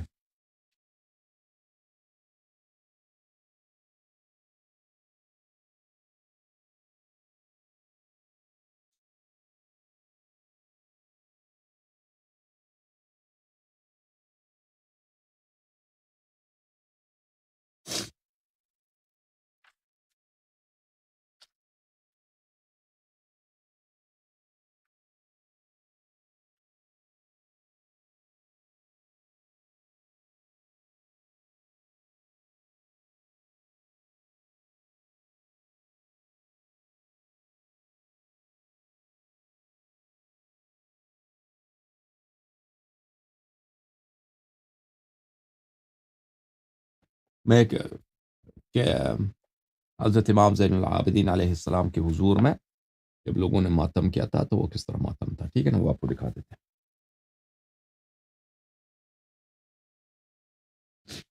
بلکہ کون سا دکھاؤں، بلکہ یہ لحوف والی روایت کل دکھا دیتے ہیں آپ کو، لحوف والی ایک دوسری روایت آپ کو دکھا دیتے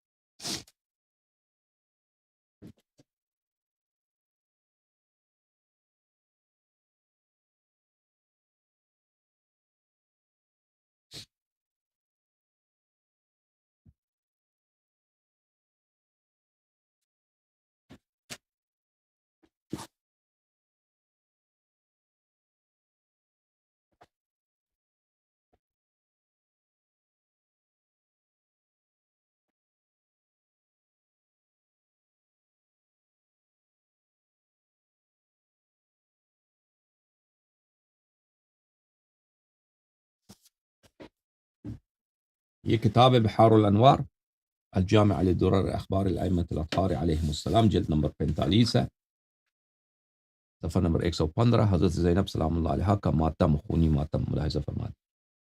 علامہ مجلسی رحمۃ اللہ علیہ نقل کرتے ہیں کہ ثم ان ام کلثوم اطلعت رأسها من المحمل وقالت لهم صح یا اہل الکوفہ۔ جب قافلہ کو لایا گیا تھا کوفے میں تو حضرت ام کلثوم سلام اللہ علیہا نے اپنا سر محمل سے نکالا اور فرمایا کہ اے اہل کوفہ خاموش ہو جاؤ، تقتلنا رجالکم وتبکینا نساؤکم، آپ کے مرد ہمیں قتل کرتے ہیں اور آپ کی عورتیں جو ہیں ہماری حالت پہ روتی ہیں۔ فالحاکم بیننا وبینکم اللہ یوم فصل القضاء، اللہ تعالی ہمارے اور آپ کے درمیان روز قیامت فیصلہ سنائے گا۔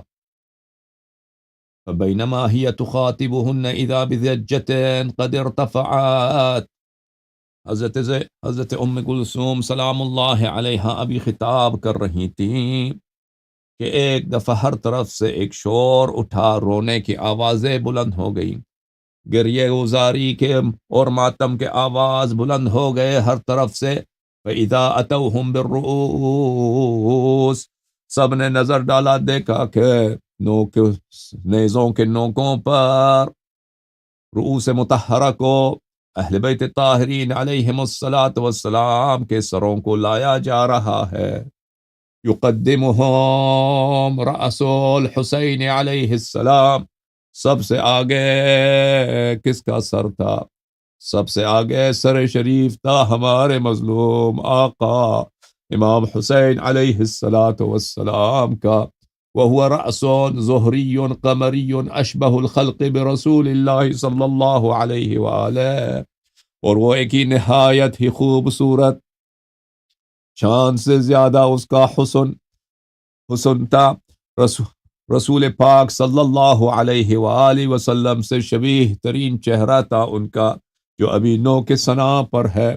وَلَحْيَتُهُ كَسِوَادِ السَّبَجِ قَدْ انْتَصَلَ مِنْهَا، اور ان کا داڑھی مبارک سلام اللہ علیہ، داڑھی مبارک پہ خضاب تھا، اور ان کا اس کی وجہ سے ان کا داڑھی مبارک سیاہ تھا۔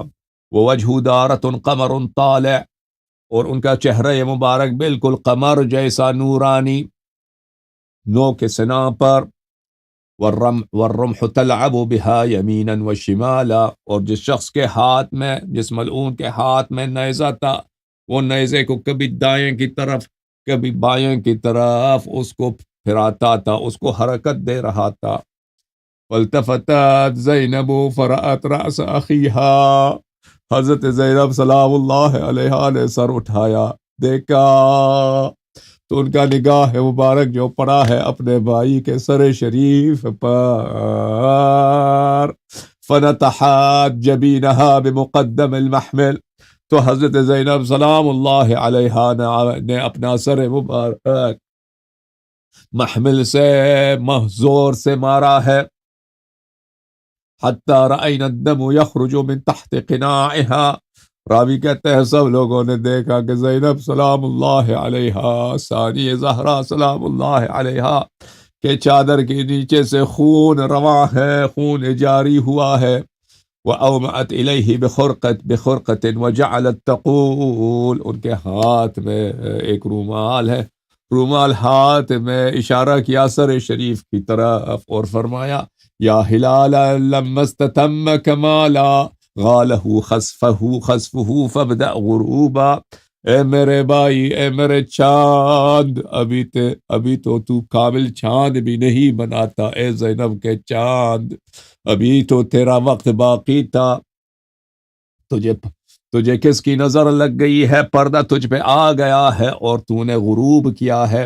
ما توہمت یا شقیق فؤادی کان ھذا مقدرا مکتوبا، اے زینب کے دل کے پیارے، اے میرے بھائی، میرے خیال میں بھی یہ نہیں تھا، میرے توہم میں بھی یہ نہیں تھا کہ زینب یہ دن بھی دیکھے گی، اللہ کے تقدیر میں یہ بھی لکھا ہے، یا اخی فاطم الصغیرۃ کلمھا فقد کاد قلبھا ان یذوبا، اے میرے بھائی، آپ کی چھوٹی بیٹی حضرت فاطمہ یہاں پہ ہیں، وہ بہت چھوٹی ہیں، بہت پیاری ہیں، بہت شیرین زباں ہیں، درد سے غم سے ابھی تو ان کی جان نکل رہی ہے۔ اے میرے بھائی، ذرا اپنے چھوٹی بیٹی سے بات کیجئے۔ یا اخی قلبك الشفیق علینا ما له قد قسی وصار صلیبا۔ اے میرے بھائی، اے میرے عزیز، اے میرے حسین، آپ ہم سے کتنا پیار کرتے تھے، آپ ہم سے کتنا شفقت برستے تھے۔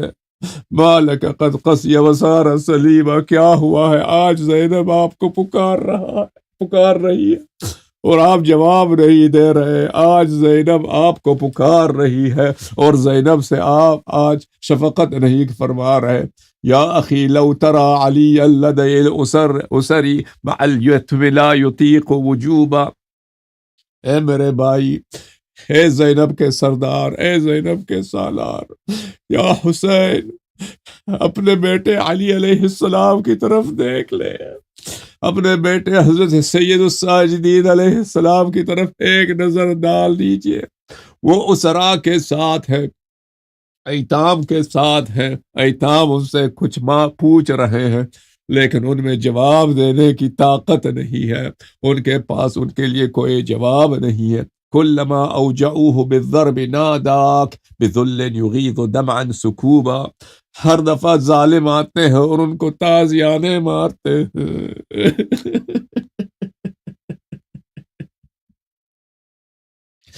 ظالم آتے ہیں، آپ کے فرزند، آپ کے نور عین حضرت سید سجاد علیہ السلام کو تازیانے مارتے ہیں۔ ہر دفعہ تازیانہ ان پہ پڑتا ہے تو وہ آپ کو پکارتے ہیں، میرے بابا حسین، میرے شہید بابا حسین، میرے پیاسے بابا حسین۔ اور ان کی آنکھوں، ان کے لبوں پہ آپ کا نام ہوتا ہے، اور ان کے آنکھوں پہ آنسو ہوتا ہے، اور ان کے آنکھوں سے آنسو جاری ہوتے ہیں۔ یا اخی ضمہ الیک وقربہ وسکن فؤادہ المرعوبا۔ اے میرے بھائی، اپنے فرزند سید سجاد علیہ السلام کو ذرا گلے تو لگا دے، ان کو اپنے پاس لے لے، اپنے ان سے ذرا گلا لگا دے، ان کو اپنے آغوش میں لے لے۔ وسکن فؤادہ المرعوبا۔ حضرت سید سجاد علیہ السلام کے غم برے دل کو ذرا آرام اور فرصت دیجئے۔ ما اذل الیتیم حین ینادی بأبیہ ولا یراہ مجیبا۔ آج ہم یتیم ہیں، ہمارے بھائی، میرے سردار، آج ہم یتیم ہیں۔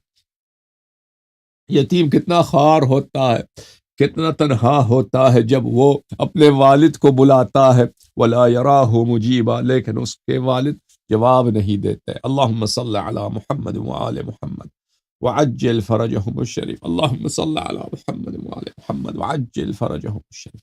اللہ، یا اللہ، یا اللہ، یا اللہ، یا ارحم الراحمین، یا ارحم الراحمین، یا ارحم الراحمین، یا محمود بحق محمد، ویا عالی بحق علی، ویا فاطر السماوات والارضین بحق فاطمة الزہراء، ویا محسن بحق الحسن، ویا قدیم الاحسان بحق الحسین، نسألك نقسمك صل على محمد